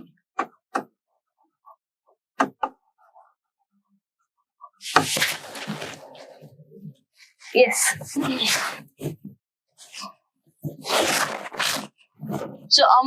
ಅನುಗ್ರಹ ಕೊಡುಗೆ. ಅನುಗ್ರಹನ ಇನ್ನೊಂದು ಹೆಸರಿಗೆ ಅನುಗ್ರಹ ಕೊಡುಗೆ ಅಂತ ಅದು ಆ ತರನು ಕೂಡ ಕರೀತಾರೆ. ಏನಾದ್ರೂ ಕುರಿನೋ ಮೇಕೆನೋ ಆಕ್ಸಿಡೆಂಟಲ್ ಡೆತ್ ಅಲ್ಲಿ ಸತ್ತೋದ್ರೆ, ಯಾವ್ದಕ್ಕೋ ಮೋಟಾರ್ ವೆಹಿಕಲ್ಗೆ ಡಿಕ್ಕಿ ಹೊಡೆದ್ರೆ ಅಥವಾ ಏನೋ ಒಂದು ಮಾರಣಾಂತಿಕ ಕಾಯಿಲೆಯಿಂದ ಸತ್ತೋದ್ರೆ, ಅಂತಹ ಒಂದು ಕುರಿ ಮೇಕೆಗೆ ಅಪಘಾತ ಒಂದು ವಿಮೆ ಅಂತ ಅಥವಾ ಈ ಒಂದು ಕಂಪನ್ಸೇಷನ್ ಅಂತ ಕೊಡ್ತಾರೆ. ದಟ್ ಇಸ್ ಕಾಲ್ಡ್ ಅನುಗ್ರಹ ಕೊಡುಗೆ. ಕೆಲವರು ಇವೆರಡು ಬೇರೆ ಬೇರೆ ಅನ್ಕೋತೀರಾ. ಮೊದಲು ಅನುಗ್ರಹ ಸ್ಕೀಮ್ ಅಂತಾನೆ ಹೇಳ್ತಿದ್ರು, ಈಗ ಅನುಗ್ರಹ ಕೊಡುಗೆ ಅಂತ ಮಾಡ್ತಾರೆ. ನೋಡಿ, ಅನುಗ್ರಹ ಕೊಡುಗೆ ಅಂತಂದ್ರೆ financial assistant to shepherds in case of accidental death of their sheep or goat. ಕುರಿ ಅಥವಾ ಮೇಕೆ ಆಕ್ಸಿಡೆಂಟಲ್ ಡೆತ್ ಇಂದ 3,000 ಕೊಡೋರು ಮೊದಲು, ಇವಾಗ ಜಾಸ್ತಿ ಮಾಡಿದ್ದಾರೆ, 5,000 ಜಾಸ್ತಿ ಮಾಡಿದ್ದಾರೆ. ಯಾಕೆ ಅಂತ ಗೊತ್ತು. ನಮ್ಮ ಮುಖ್ಯಮಂತ್ರಿ ಕೂಡ ಇದೇ ಸಮುದಾಯದವರಲ್ವಾ. ಹಾಗಾಗಿ ಈ ಒಂದು ಕುರಿಗಾಹಿಗಳಿಗೆ ಅವರ ಒಂದು ಶೀಪ್ ಅಥವಾ ಗೋಟು ಮರಣ ಹೊಂದಿದ್ರೆ, ಆಕಸ್ಮಿಕ ಮರಣ ಹೊಂದಿದ್ರೆ ಅಂತವ್ರಿಗೆ ಒಂದು ಕುರಿ ಮೇಕೆಗೆ 5,000 ರೂಪಾಯಿ ಅಂತ ಕೊಡ್ತಾರೆ. ಓಕೆ, ದಟ್ ಈಸ್ ಕಾಲ್ಡ್ ಅನುಗ್ರಹ ಕೊಡುಗೆ ಯೋಜನೆ. ಇದನ್ನ ನಾನು ಇದ್ರಲ್ಲಿ ಡಿಸ್ಕಸ್ ಮಾಡಿದ್ದೇನೆ, ಯಾವುದು ಬಜೆಟ್ ಅಲ್ಲಿ. ಅತ್ಯುತ್ತಮ ತಳಿಗಳನ್ನ ಬೆಳಿಲಿಕ್ಕೆ ಸರ್ಕಾರ ಉತ್ತೇಜನ ನೀಡೋದು.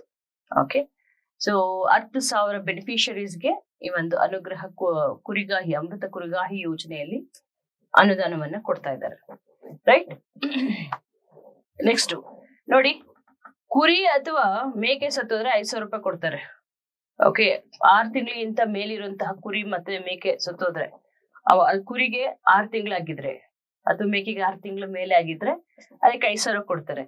ಏನಾದ್ರು 3 ತಿಂಗಳಿಗಾಗಷ್ಟೇ ಹುಟ್ಟಿರೋದು, 3 ತಿಂಗಳು 6 ತಿಂಗಳು ಒಳಗಡೆ ಇದ್ರೆ ಅದಕ್ಕೆ ಕಮ್ಮಿ ಕೊಡ್ತಾರೆ, ಅದಕ್ಕೆ 3,500 ರೂಪಾಯಿ ಕೊಡ್ತಾರೆ.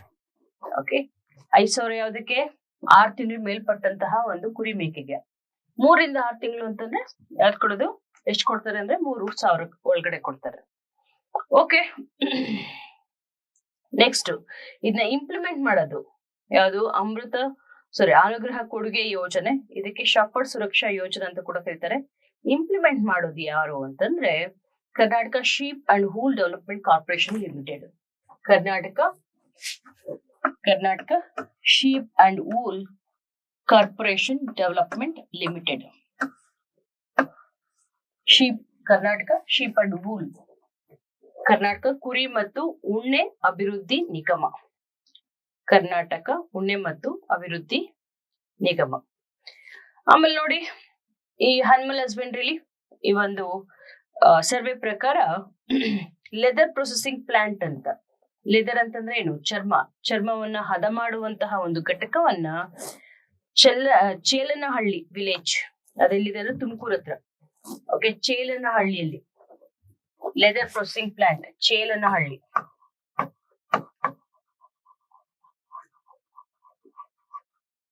ಉಣ್ಣೆ ಸಂಸ್ಕರಣ ಘಟಕ, ಉಣ್ಣೆ ಅಲ್ಲಪ್ಪ, ಚರ್ಮ ಸಂಸ್ಕರಣ ಘಟಕ ಚೇಲನಹಳ್ಳಿ ನಿಯರ್ ತುಮಕೂರು, ಅಲ್ಲಿ ಓಪನ್ ಮಾಡಿದಾರಂತೆ. ಇದನ್ನು ಕೂಡ ಈ ಲೆದರ್ ಪ್ರೊಸೆಸಿಂಗ್ ಪ್ಲಾಂಟ್ ಅನ್ನು ಯಾರ ಉಸ್ತುವಾರಿಯಲ್ಲಿ ತೆರೆಯಲಾಗಿದೆ ಅಂದ್ರೆ same Karnataka sheep and wool corporation development limited. Okay, so next goat milk project, ತುಂಬಾ ಇಂಪಾರ್ಟೆಂಟ್ ಇದು. Goat milk project,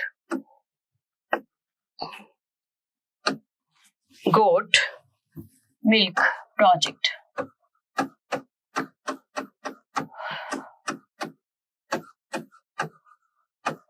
goat milk project. ಈ ಗೋಟ್ ಮಿಲ್ಕ್ ಪ್ರಾಜೆಕ್ಟ್ ಅಂದ್ರೆ ಏನು ಅಂದ್ರೆ, ಇದೇ ಫಾರ್ ದ ಫಸ್ಟ್ ಟೈಮ್, ಮೊಟ್ಟ ಮೊದಲ ಬಾರಿಗೆ ನಮ್ಮ ಕರ್ನಾಟಕದಲ್ಲಿ ಮಾದಲಾಪುರ ಅಂತ, ಮಾದಲಾಪುರ ಎಲ್ಲಿದೆ ಅಂತಂದ್ರೆ ಕೊಡಗು ಡಿಸ್ಟಿಕ್, ಕೂಡಿಗೆ ಹತ್ರ. ಮಾದಲಾಪುರ ಇದು ಇಂಪಾರ್ಟೆಂಟ್, ನೆಕ್ಸ್ಟ್ ಬರಬಹುದು ಮಾದಲಾಪುರ. ಸೊ ಇದು ಕೊಡಗು ಜಿಲ್ಲೆ, ಕೊಡಗು ಡಿಸ್ಟಿಕ್. ಸೊ ಆ ಪ್ಲೇಸ್ ಬಂದು ಕೂಡಿಗೆ ಹತ್ರ,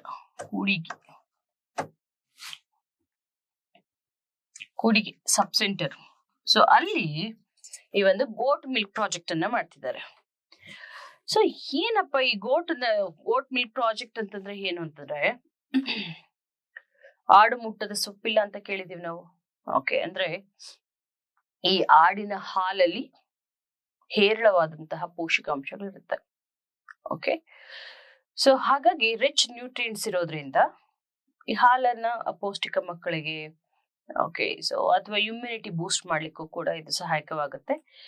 ಈ ರೈತರ ಇದ್ರಲ್ಲಿ ಏನ್ ಮಾಡ್ತಾರೆ ನೋಡಿ, ಕೂಡ್ಗಿ ಅಂದ್ರೆ ಇಲ್ಲಿ ಒಂದು ಗೋಟ್ ಮಿಲ್ಕ್ ಪ್ರಾಜೆಕ್ಟ್ ಅಂತ ಮಾಡಿದಾರಲ್ಲ, ಎರಡು ಉದ್ದೇಶಗಳಿದೆ ಇದರಲ್ಲಿ. ಏನಪ್ಪಾ ಅಂದ್ರೆ, ಒಂದು ಆಬ್ಜೆಕ್ಟಿವ್ಸ್, ದೇವೋದ್ದೇಶಗಳೇನು ಅಂದ್ರೆ, ಒಂದು they create awareness about the milk yielding goat breeds to the farmers.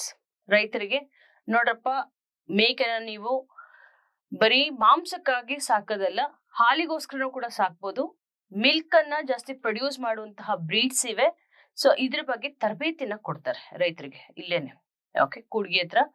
So they will invite farmers and they give training about the good milk ಅಥವಾ ಮಿಲ್ಚ್ ಬ್ರೀಡ್ಸ್ ಅಂತ ಹೇಳ್ತೀವಿ, ಗೋಟ್ ಮಿಲ್ಚ್ ಬ್ರೀಡ್ಸ್. ಓಕೆ, ಹೆಚ್ಚು ಹಾಲು ಕೊಡುವಂತಹ ಒಂದು ಮೇಕೆ ತಳಿಗಳ ಬಗ್ಗೆ ಅರಿವನ್ನು ಮೂಡಿಸ್ತಾರೆ. ನೆಕ್ಸ್ಟ್ ಇದಾದ್ಮೇಲೆ ಇನ್ನೊಂದೇನಪ್ಪಾ ಅಂದ್ರೆ, ಅಲ್ಲಿ ಹಾಲು ಉತ್ಪಾದನೆ ಮಾಡಿದ್ನೆಲ್ಲ ತಗೊಂಡ್ ಬಂದಿಲ್ಲಿ ಅಟ್ಲೀಸ್ಟ್ ಮಿನಿಮಮ್ 500 ಲೀಟರ್ ಅಂತೆ, 500 ಲೀಟರ್ ಅನ್ನ ಒಂದು ದಿನಕ್ಕೆ ಪ್ರೊಸೆಸ್ ಮಾಡ್ಬೇಕಂತೆ. ಪ್ರೊಸೆಸ್ ಮಾಡೋದಂದ್ರೆ ಗೊತ್ತು ನಿಮ್ಗೆ, ಅದು ಶೀತಲೀಕರಣ ಎಲ್ಲ ಮಾಡ್ತೀವಿ, ಪ್ಯಾಶ್ಚರೀಕರಣ, ಶೀತಲೀಕರಣ, ಇದೆಲ್ಲ ಕೂಡ ಪ್ಯಾಶ್ಚರೈಸೇಷನ್, ಫ್ರೀಸಿಂಗ್. ಸೊ ಇದನ್ನ 500 ಲೀಟರ್ಸ್ ಪರ್ ಡೇ ಪ್ರೊಸೆಸ್ ಮಾಡ್ಬೇಕು ಅಂತ, ಸಂಸ್ಕರಣೆ ಮಾಡ್ಬೇಕು. ಅಷ್ಟು ಕೆಪಾಸಿಟಿದು ಒಂದು ಘಟಕವನ್ನ ಮಾದಲಾಪುರದಲ್ಲಿ ತೆರೆಯಲಾಗ್ತಿದೆ. equipped with equipment capacity of processing 500 liters milk per hour. Sorry, per day alla, per hour. 500 liter per hour.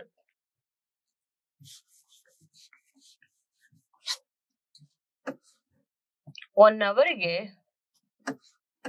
500 litre process ಮಾಡ್ಬೇಕಂತೆ. So ಅಷ್ಟು ಸಾಮರ್ಥ್ಯವಿರುವಂತಹ ಈ ಒಂದು ಘಟಕವನ್ನ ಮಾದಲಾಪುರದಲ್ಲಿ ತೆರೆಯಲಾಗ್ತಿದೆ. ಓಕೆ, ಅದಕ್ಕೆ ಟ್ರೈನಿಂಗ್ ಕೊಡ್ತಾರೆ ಯಾರಿಗೆ, ಫಾರ್ಮರ್ಸ್ಗೆ, ಮತ್ತೆ ಇಷ್ಟು ಪ್ರೊಸೆಸ್ ಮಾಡ್ತಾರೆ, ಇದು ಗೊತ್ತಿರ್ಬೇಕು. ನೆಕ್ಸ್ಟ್ ಈಗ ಇನ್ಸೆಂಟಿವ್ಸ್ ಬೇರೆ ಕೊಡ್ತಿದಾರಪ್ಪ ನಮ್ಮ ನಮ್ಮ ಈ ಒಂದು ಕರ್ನಾಟಕ ಈ ಡೈರಿ ಡೆವಲಪ್ಮೆಂಟ್ ಬೋರ್ಡ್. ಸೊ ಇದರಿಂದ ಇನ್ಸೆಂಟಿವ್ಸ್ ಕೂಡ ಕೊಡ್ತಾರೆ ನಮ್ಮ ಫಾರ್ಮರ್ಸ್ಗೆ. ಓಕೆ, ನೆಕ್ಸ್ಟ್ ಬಂದು ಇನ್ಸೆಂಟಿವ್ಸ್ ಟು ಮಿಲ್ಕ್ ಪ್ರೊಡ್ಯೂಸರ್ಸ್, ಎಷ್ಟು ₹5 per ಲೀಟರ್ ಕೊಡ್ತಾರಂತೆ ಕ್ವಾಲಿಟಿ ಮಿಲ್ಕ್ಗೆ, to all milk pourers of MPCC. So anyway, ಇನ್ನೊಂದು ಸಮಗ್ರ ಗೋ ಸಂಕುಲ ಸಮೃದ್ಧಿ ಯೋಜನಾ. ಸಮಗ್ರ ಗೋ ಸಂಕುಲ ಸಮೃದ್ಧಿ ಯೋಜನಾ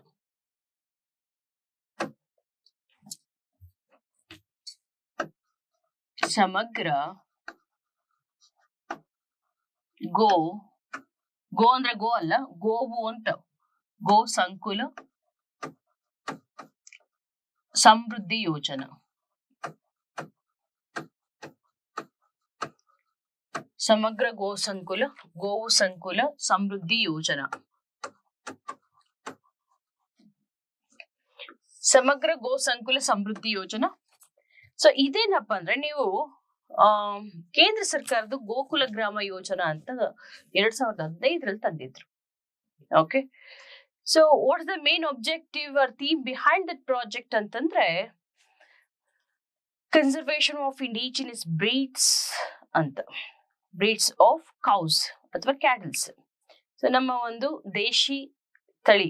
ದೇಶಿ ಒಂದು ಗೋ ತಳಿಗಳನ್ನ ಸಂರಕ್ಷಣೆ ಮಾಡ್ಬೇಕು ಅಂತ ಅನ್ಬಿಟ್ಟು ಸೊ ಈ ಒಂದು ಗೋಕುಲ ಗ್ರಾಮ ಯೋಜನೆ ಅಂತ ತಂದಿದ್ರು. ಓಕೆ, ದೇಸಿ ಬ್ರೀಡ್ಸ್ ಅನ್ನ ಗೊತ್ತಿದೆ ನಿಮ್ಗೆ, ಹಳ್ಳಿಕಾರು, ತರ್ಪಾರ್ಕರು, ಸೊ ಮಲ್ನಾಡ್ ಗಿಡ್ಡ, ಗಿರ್ ತಳಿಗಳು, ಈ ತರ ಸುಮಾರು ಇದಾವಲ್ಲ, ಅಮೃತ್ ಮಹಲ್ ಹೇಳದ ಹಳ್ಳಿಕಾರ್, ಈ ಒಂದು ಬ್ರೀಡ್ಸ್ ಅನ್ನ ಡೆವಲಪ್ ಮಾಡೋದು.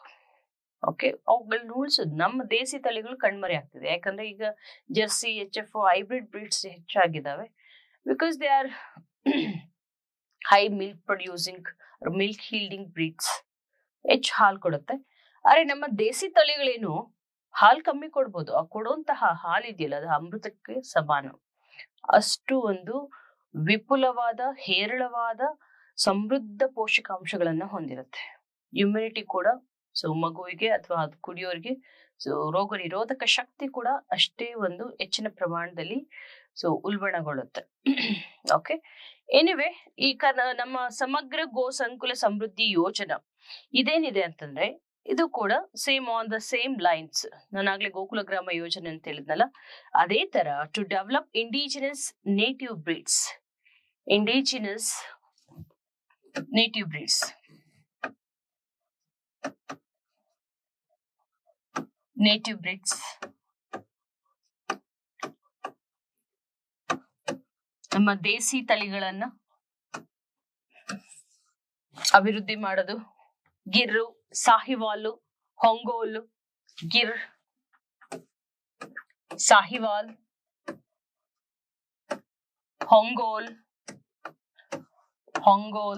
ಒಂಗೋಲೆ ಅಂತಾರೆ ಕೆಲವರು. ಓಕೆ, ತರ್ಪಾರ್ಕರ್,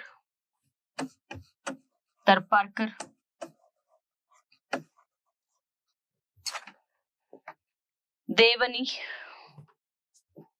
ದಿಯೋನಿ ಅಂತ ಕೂಡ ಕರೀತಾರೆ. ದಿಯೋನಿ ಆಕ್ಚುಲಿ ದೇವನಿ ಅಂತ ಕೊಟ್ಟಿದ್ದಾರೆ ನಿಮ್ಮ ಸರ್ವೆಯಲ್ಲಿ. ದಿಯೋನಿ, ಈ ತರ ಬೆಸ್ಟ್ ಕ್ವಾಲಿಟಿ ಈ ಒಂದು ಬ್ರೀಡ್ ಕೌಸ್ ಅನ್ನ, ಸೊ ಅದನ್ನ ನಾವು ಪ್ರೊಟೆಕ್ಟ್ ಮಾಡ್ಬೇಕು ಅಂತ ಹೇಳೋದನ್ನೇ ಸಮಗ್ರ ಗೋ Sankula Samruddhi Yojana. Okay, next cooperative society, dairy cooperative society, ಅದು ಯಾವ್ದಪ್ಪ ಅಂತಂದ್ರೆ KMF. Welcome to KMF.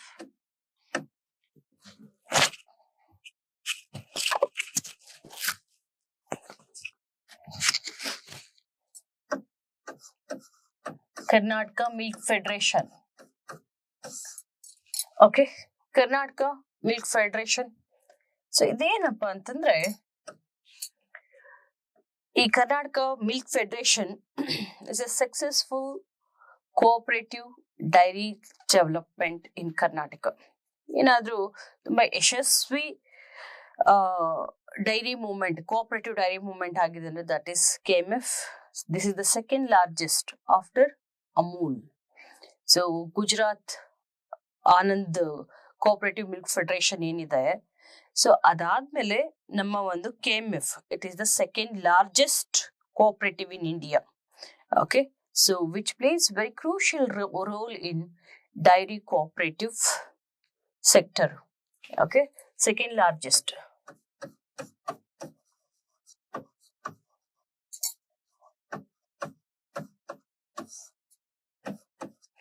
S.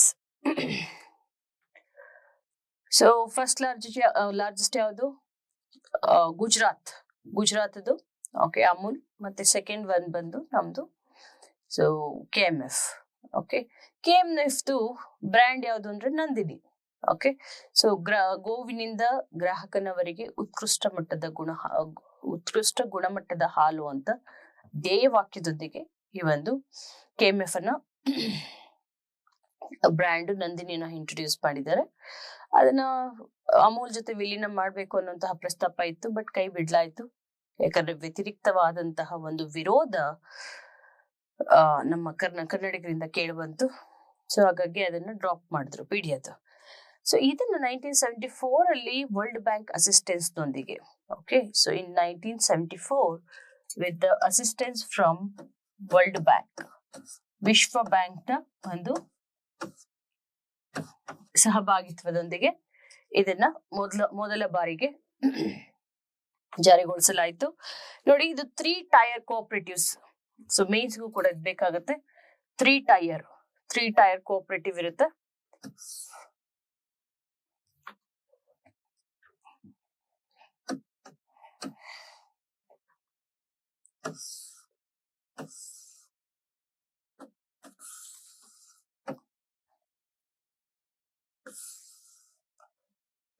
Okay, so grass root ಲೆವೆಲ್ಗೆ, ವಿಲೇಜ್ ಲೆವೆಲ್ಗೆ primary milk producers cooperative society, primary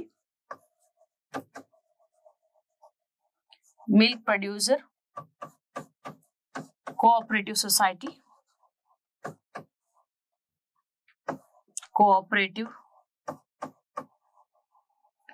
society, at village level. ಇದನ್ನ ಗ್ರಾಮೀಣ ಮಟ್ಟದಲ್ಲಿ, ಅಟ್ ವಿಲೇಜ್ ಲೆವೆಲ್, ಗ್ರಾಮೀಣ ಮಟ್ಟದಲ್ಲಿ. ನೆಕ್ಸ್ಟ್ ಬಂದು ಡಿಸ್ಟ್ರಿಕ್ಟ್ ಲೆವೆಲ್ ಅಲ್ಲಿ district cooperative milk unions, district cooperative milk unions, district cooperative milk unions. Finally state ಲೆವೆಲ್ದು apex body, that is state level milk federation, state level milk federation.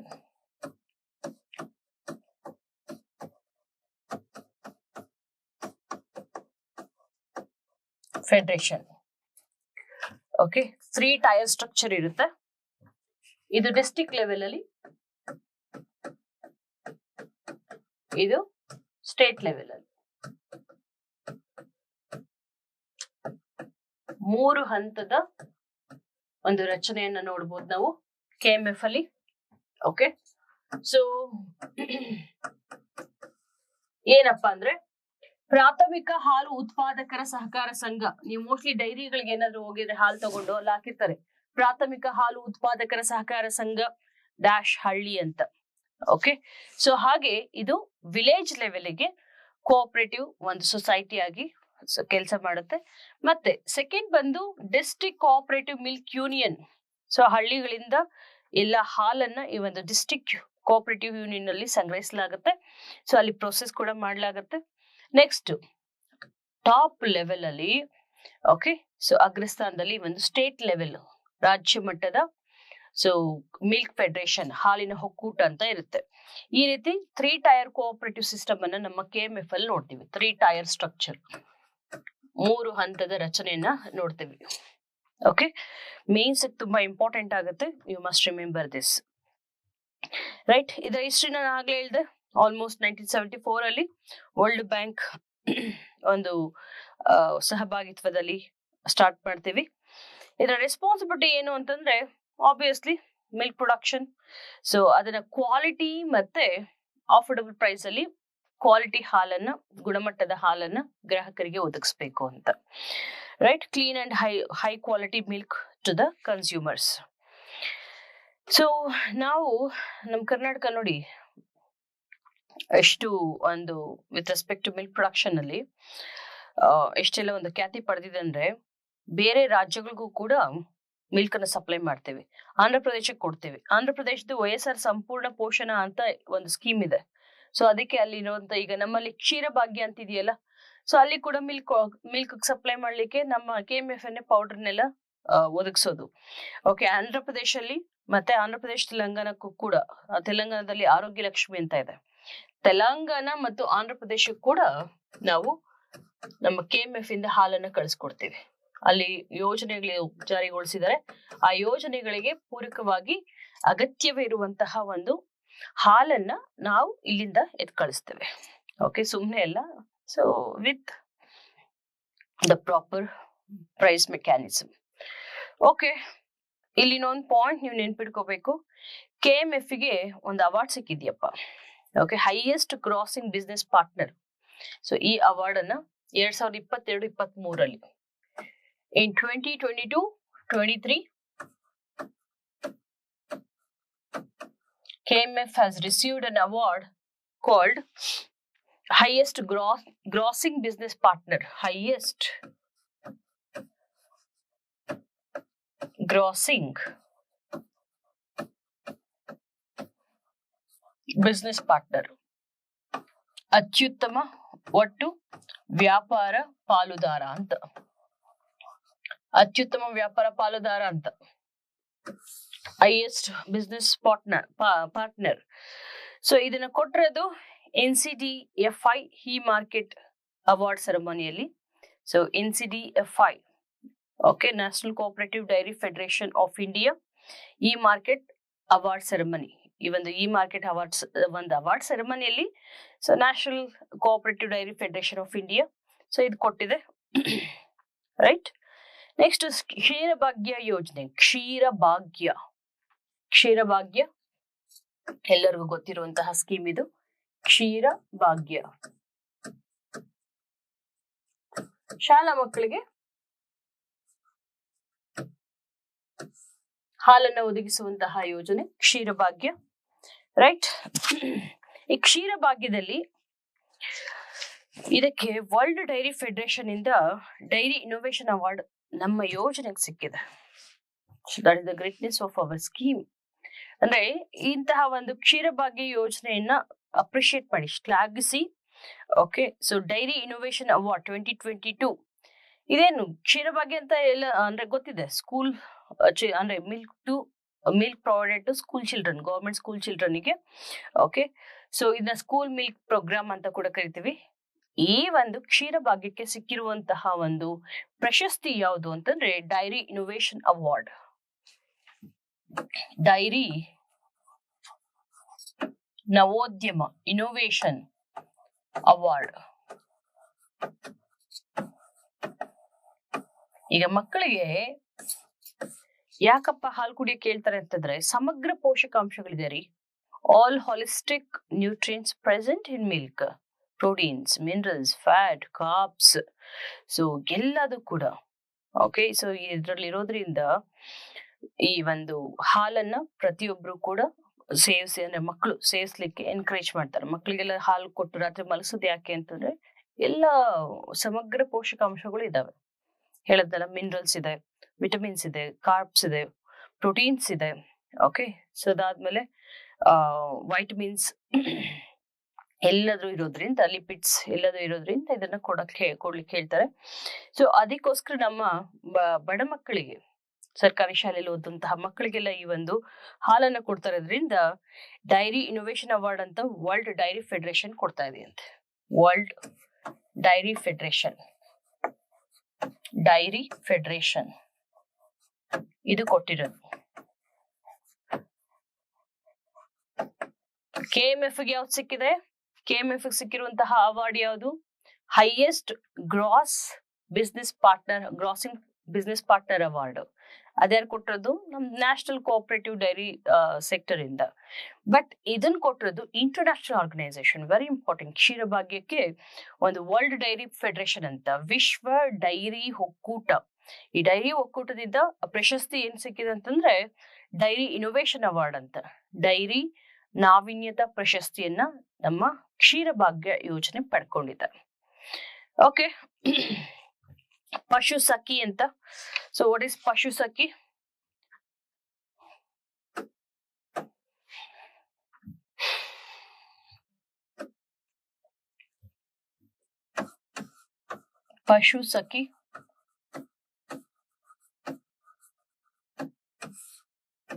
ಪಶು ಸಖಿ scheme.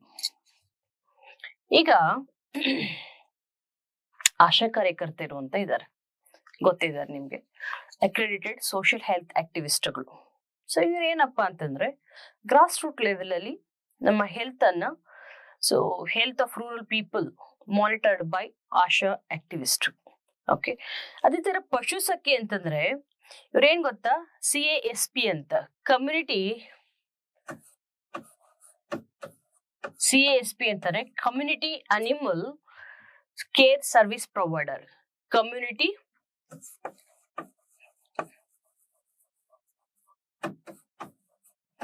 Animal care service provider.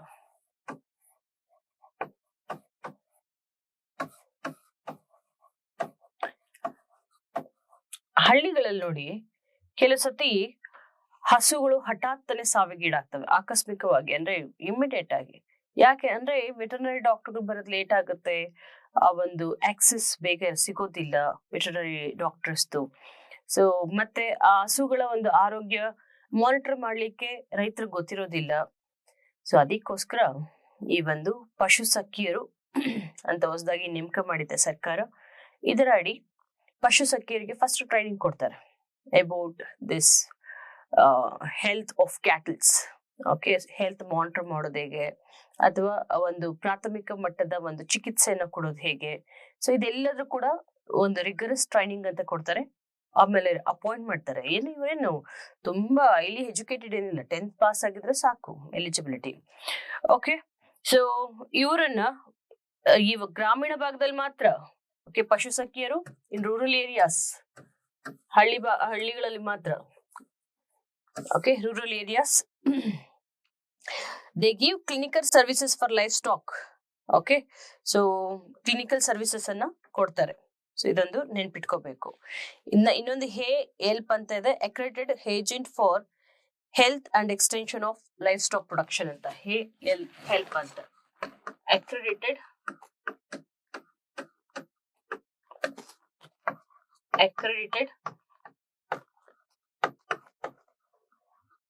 health. Okay, accredited agent for health of, same ಇವ್ರ ತರನೇ ಪಶು ಸಖಿ ಇರ್ತಾರನೆ help ಅಂತ, agent for health and extension of life stock production and extension of livestock production. Extension of livestock production.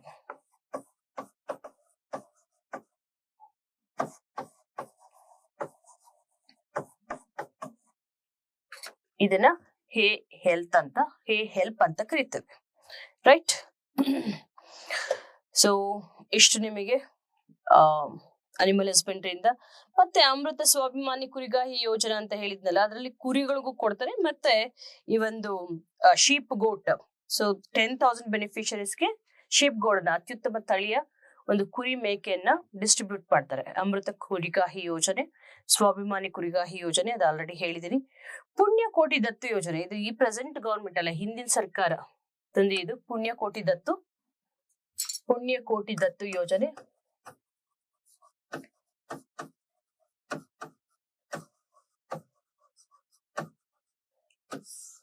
Punyakoti ದತ್ತು ಯೋಜನೆಯಲ್ಲಿ ಏನ್ ಮಾಡ್ತಾರೆ ಅಂತಂದ್ರೆ, just ಯಾರಾದ್ರೂ ಕ್ಯಾಟಲ್ ಅನ್ನ ಅಡಾಪ್ಟ್ ಮಾಡ್ಕೊಂಡ್ರೆ, ದತ್ತು ತಗೋಬೇಕು ಕ್ಯಾಟಲ್ಸ್ ಅನ್ನ, ದತ್ತು ತಗೊಂಡ್ರೆ ಅವ್ರ ದತ್ತು ತಗೊಳ್ಳೋದಂದ್ರೆ ಮನೇಲಿ ಕಟ್ಟಾಕೊಳ್ಳೋದಲ್ಲ, ಅದರ ನಿರ್ವಹಣೆಯ ವೆಚ್ಚವನ್ನ ಕೊಡ್ಬೋದು. ಎಷ್ಟು ಕೊಡ್ಬೋದು ಅಂತ ನೋಡಿ. ಒಂದು ಹಸುನ ಅಡಾಪ್ಟ್ ಮಾಡ್ಕೊಂಡ್ರೆ 1 ವರ್ಷಕ್ಕೆ 11,000 ಕೊಡ್ಬೋದಂತೆ. ಓಕೆ, ಸೊ ಒಂದು ಅಟ್ಲೀಸ್ಟ್ ಮೂರ್ ತಿಂಗಳಿಂದ 5 ವರ್ಷದವರೆಗೂ ಪ್ರತಿ ವರ್ಷಕ್ಕೆ 11,000 ಕೊಟ್ಕೊಂಡು ಹೋಗ್ಬೋದು. ಇದರಲ್ಲಿ ಆಲ್ಮೋಸ್ಟ್ ಅದ್ರ ಮೇವು, ಸೊ ಮತ್ತೆ ಅದ್ರ ಹೆಲ್ತ್ ಚೆಕಪ್ಸ್, ಇದಕ್ಕೆಲ್ಲದೂ ಕೂಡ 11,000 ಬಳಸ್ಕೊತಾರೆ. Next donate to goshala. 2ನೇ ಆಪ್ಷನ್ ಬಂದು ಗೋಶಾಲಾ ಕೂಡ ದುಡ್ಡು ಕೊಡ್ಬೋದು. ಓಕೆ, ಸೊ ನೆಕ್ಸ್ಟ್ 3ನೇದು ಫೀಡ್ ಎ ಕೌ. ಒನ್ ಡೇಗೆ ಅಟ್ಲೀಸ್ಟ್ ನಿಮ್ ಕೈಲಿ ಆಗಲ್ವಾ 11,000 ಕೊಡಕ್ಕಾಗ್ಲಿಲ್ಲ, ಅಥವಾ ಗೋಶಾಲೆಗಳಿಗೆ ಡೊನೇಟ್ ಮಾಡಕ್ಕಾಗ್ಲಿಲ್ಲ, ಒನ್ ಡೇಗೆ ಮೇವಾಗಷ್ಟಾದ್ರೂ, ಒನ್ ಡೇ ಅದರ ಒಂದು ಖರ್ಚು ವೆಚ್ಚಕ್ಕಾಗಷ್ಟಾದ್ರೂ ನೀವು ಡೊನೇಟ್ ಮಾಡ್ಬೋದು. ಈ ತರ 3 ಆಪ್ಷನ್ಸ್ ಇದೆ ಪುಣ್ಯಕೋಟಿ ದತ್ತು ಯೋಜನೆಯಲ್ಲಿ.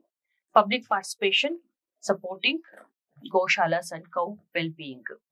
ಗೋಶಾಲೆಗಳನ್ನ ಮತ್ತು ಸೊ ಈ ಒಂದು ಜಾನುವಾರುಗಳು, ಎಸ್ಪೆಷಲಿ ಗೋವುಗಳ ಆರೋಗ್ಯಕ್ಕಾಗಿ ಸೊ ನೀವು ಅದನ್ನ ಅಡಾಪ್ಟ್ ಮಾಡ್ಕೋಬಹುದು. That is called Punyakoti Yojana.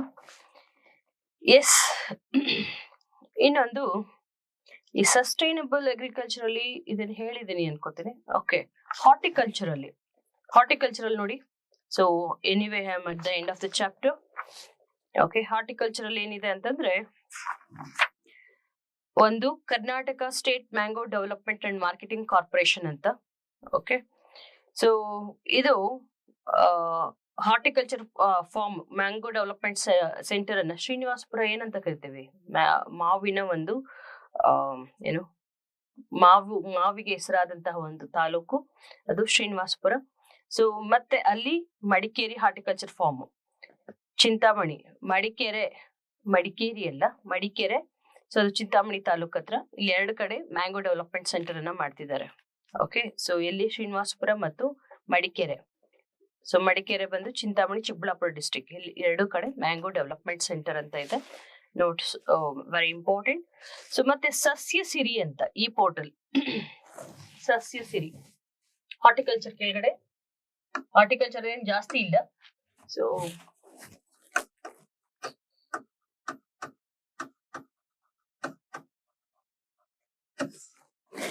Kisan mall ಓದಿದ್ರಲ್ಲ budget ಅಲ್ಲಿ. ಕಿಸಾನ್ ಮಾಲ್ ಅಂತಂದ್ರೆ, so under one roof the farmer will get all the facilities.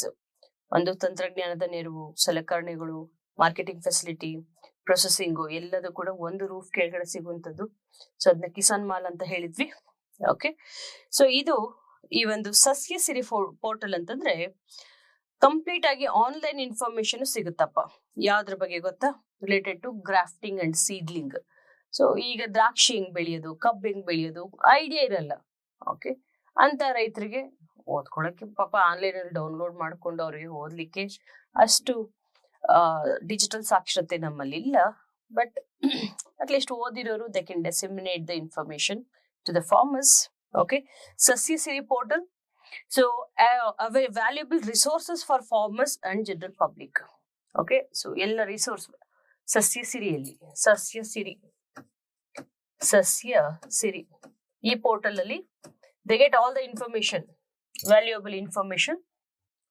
ಇದೊಂದು ಈ ಪೋರ್ಟಲ್ ಗ್ರಾಫ್ಟಿಂಗು, ಸೀಡ್ಲಿಂಗ್ ಬಗ್ಗೆ, ಯಾವ ತರ ಅದನ್ನ ನೆಡೋದು, ಸೊ ಯಾವ ತರ ಸಾಗುವಳಿ ಮಾಡೋದು, ಇದೆಲ್ಲದ್ರ ಬಗ್ಗೆ, ಮತ್ತೆ ಬಯೋ ಫರ್ಟಿಲೈಸರ್ಸು, ಮತ್ತೆ ನರ್ಸರೀಸ್ ಎಲ್ಲೆಲ್ಲಿದೆ, ಎಲ್ಲಿಂದ ತಗೋಬೇಕು, ಇದೆಲ್ಲದ ಇನ್ಫಾರ್ಮೇಶನ್ ಕೂಡ ಈ ಒಂದು ಸಸ್ಯ ಸಿರಿ ಪೋರ್ಟಲ್ ಅಲ್ಲಿ ಸಿಗುತ್ತೆ.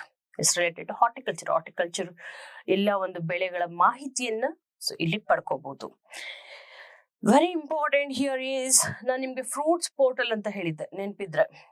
ಫ್ರೂಟ್ಸ್ ಪೋರ್ಟಲ್ ಅಲ್ಲಿ ಏನ್ ಮಾಡ್ತಾರೆ, they will just farmers come and register in food portal and they get ID ಕೂಡ ಪಡ್ಕೋತಾರೆ. ಅರೆ ಇದು ಇಲ್ಲೊಂದು IT ಅಪ್ಲಿಕೇಶನ್ ಇದೆ ಹಾರ್ಟಿಕಲ್ಚರ್ ಸಂಬಂಧಿಸಿದಾಗೆ, ಹಸಿರು ಅಂತ. ಇದನ್ನ ಕೇಳ್ತಾರೆ, ಇಂಪಾರ್ಟೆಂಟ್ ಇದು. ಹಸಿರು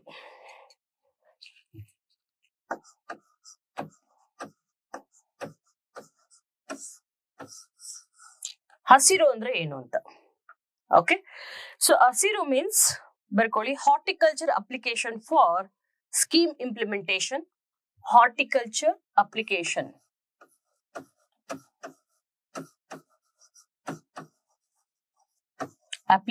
for ಸ್ಕೀಮ್ ಇಂಪ್ಲಿಮೆಂಟೇಷನ್, ಕೆಲವು ಸತಿ ಅಬ್ರಿವೇಷನ್ ಕೇಳ್ಬಿಡ್ತಾರೆ, ಬರ್ಕೋಬೇಕು. Horticulture application for scheme implementation, scheme implementation.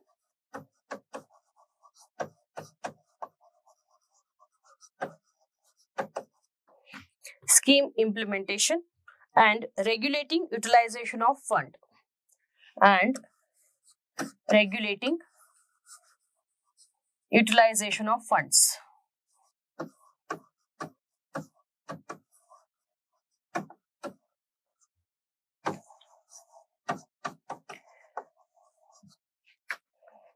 Yes. So ಇದರಲ್ಲಿ ಎಲ್ಲ ಒಂದು ಹಾರ್ಟಿಕಲ್ಚರ್ ರಿಲೇಟೆಡ್ ಎಲ್ಲ ಒಂದು information. Okay, so horticulture department ಇದನ್ನ ಡೆವಲಪ್ ಮಾಡೋದು, IT ಅಪ್ಲಿಕೇಶನ್ ಇದು, ಆಪ್ ಇದು. ಓಕೆ, ಈ ಆಪ್ ಅಲ್ಲಿ this is an application related to what, ಇಲ್ಲಿ ಕೇಳ್ತಾರೆ ಯಾವ್ದಕ್ಕೆ ಸಂಬಂಧಿಸಿದೆ ಇದು ಅಂತ. Hasiru application, this application related to horticulture. ಏನಕ್ಕೆ ಅಂತಂದ್ರೆ ಹಾರ್ಟಿಕಲ್ಚರ್ ಸಂಬಂಧಿಸಿದಂತಹ ಎಲ್ಲ ಒಂದು ಸ್ಕೀಮ್ಗಳನ್ನ ಅನುಷ್ಠಾನಗೊಳಿಸ್ಲಿಕ್ಕೆ, ಮತ್ತೆ ಅದಕ್ಕೆ ಅಂತ ನಿಗದಿಗೊಳಿಸಲಾದಂತಹ ಒಂದು ಹಣಕಾಸು ಏನಿದೆ, ಸೊ ಅದನ್ನ ಪರಿಣಾಮಕಾರಿಯಾಗಿ ಬಳಕೆ ಮಾಡ್ಲಿಕ್ಕೆ, ನಿಯಂತ್ರಣ ಮಾಡ್ಲಿಕ್ಕೆ ಈ ಒಂದು ಆಪ್ ಅನ್ನು ಅಭಿವೃದ್ಧಿ ಪಡಿಸಿದ್ದಾರೆ. It's an IT app.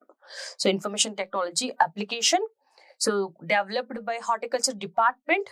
Okay, so ಇದರಲ್ಲಿ ಹಸಿರು ಅಲ್ಲಿ ಸ್ಕೀಮ್ಗಳ ಇಂಪ್ಲಿಮೆಂಟ್ ಮಾಡ್ತಿರೋದು, ಎಷ್ಟು ಫಂಡ್ ಯುಟಿಲೈಸ್ ಆಗಿದೆ, ಇದೆಲ್ಲದರ ಬಗ್ಗೆ ನಿಗಾ ಮಾಡ್ಲಿಕ್ಕೆ ಈ ಅಪ್ಲಿಕೇಶನ್ ಇದೆ. Okay, so this about your horticulture. Yes, ಇನ್ನೊಂದು palm oil cultivation. Palm oil ಬಗ್ಗೆ ಅದೊಂದು ಬಿಲ್ ಅಂತ 13 ಇದ್ ಮಾಡಿದ್ರು, not important. Okay, yes, Indian institute of palm oil, ತಾಳೆ ಎಣ್ಣೆ ರಿಸರ್ಚ್ ಎಲ್ಲಿದೆ ಅಂತಂದ್ರೆ Pedavegi Andhra Pradesh. Palm oil research, Indian institute, ಇವುಗಳು ಸುಮಾರು ಕೇಳ್ತಾ ಇದ್ದಾರೆ. Indian institute of palm oil research, ತಾಳೆ ಎಣ್ಣೆ ಸಂಶೋಧನಾ, ಭಾರತೀಯ ತಾಳೆ ಎಣ್ಣೆ ಸಂಶೋಧನಾ ಕೇಂದ್ರ, ಪಾಮ್ ಆಯಿಲ್ ರಿಸರ್ಚ್. ಇದು ಪೆಡಗವಿ ಆಂಧ್ರ ಪ್ರದೇಶಲ್ಲಿ ಇದೆಯಂತೆ. Pedavegi AP. Palm oil research AP ಅಲ್ಲಿದೆ. ಸೊ ನಮ್ಮಲ್ಲಿ ಕೂಡ ಆ ರಿಸರ್ಚ್ ಸೆಂಟರ್ ಹೇಳಿದ್ಯಂತೆ, yes Karnataka can grow this palm oil, Karnataka climate is suitable for cultivation of palm oil ಅಂತ ಹೇಳಿದ್ಯಂತೆ. ರಿಸರ್ಚ್ ಮಾಡೋದಲ್ವಾ ಇದ್ರ ಕೆಲಸ. ನಮ್ಮ ಹವಾಗುಣ ಈ ಒಂದು ತಾಳೆ ಎಣ್ಣೆ ಬೆಳಿಲಿಕ್ಕೆ ಸೂಕ್ತವಾಗಿದೆ. So it has given nod. Okay, it has approved nod. ಏನಂತ ಹೋಗಿ ಸೊ ಧೈರ್ಯವಾಗಿ ಕಲ್ಟಿವೇಟ್ ಮಾಡಿ, ನಿಮ್ಗೆ ಇದರಿಂದ ಇಳುವರಿ ಸಿಗುತ್ತೆ ಅಂತ. ಓಕೆ, ನೆಕ್ಸ್ಟ್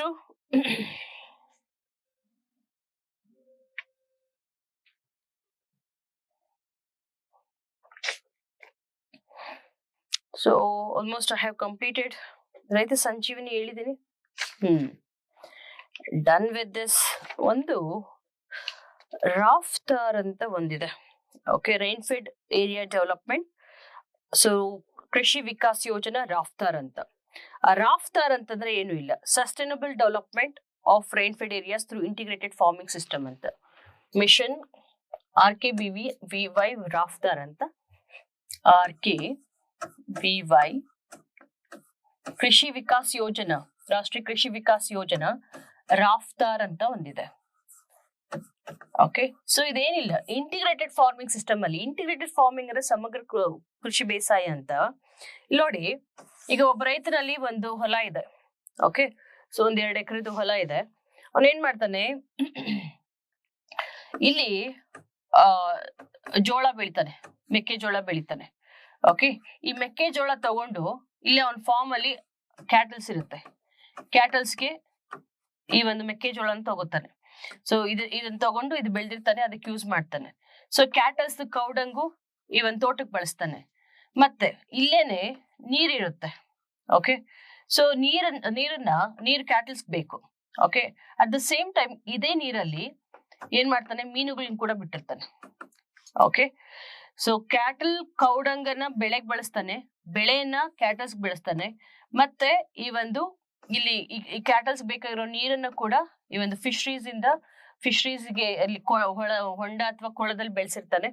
ಸೊ ಈ ನೀರು ಕೂಡ ಇಟ್ ಈಸ್ ಬೆನಿಫಿಟ್. ಯಾಕಂದ್ರೆ ಫಿಶರೀಸ್ ಫೀಕಲ್ ಮ್ಯಾಟರ್, ಅಕ್ವಾಕಲ್ಚರ್ ಅಂತ ಕರಿತಾರೆ. ಫೀಕಲ್ ಮ್ಯಾಟರ್ ಇರ್ತಲ್ಲ, that is also having good nourishment.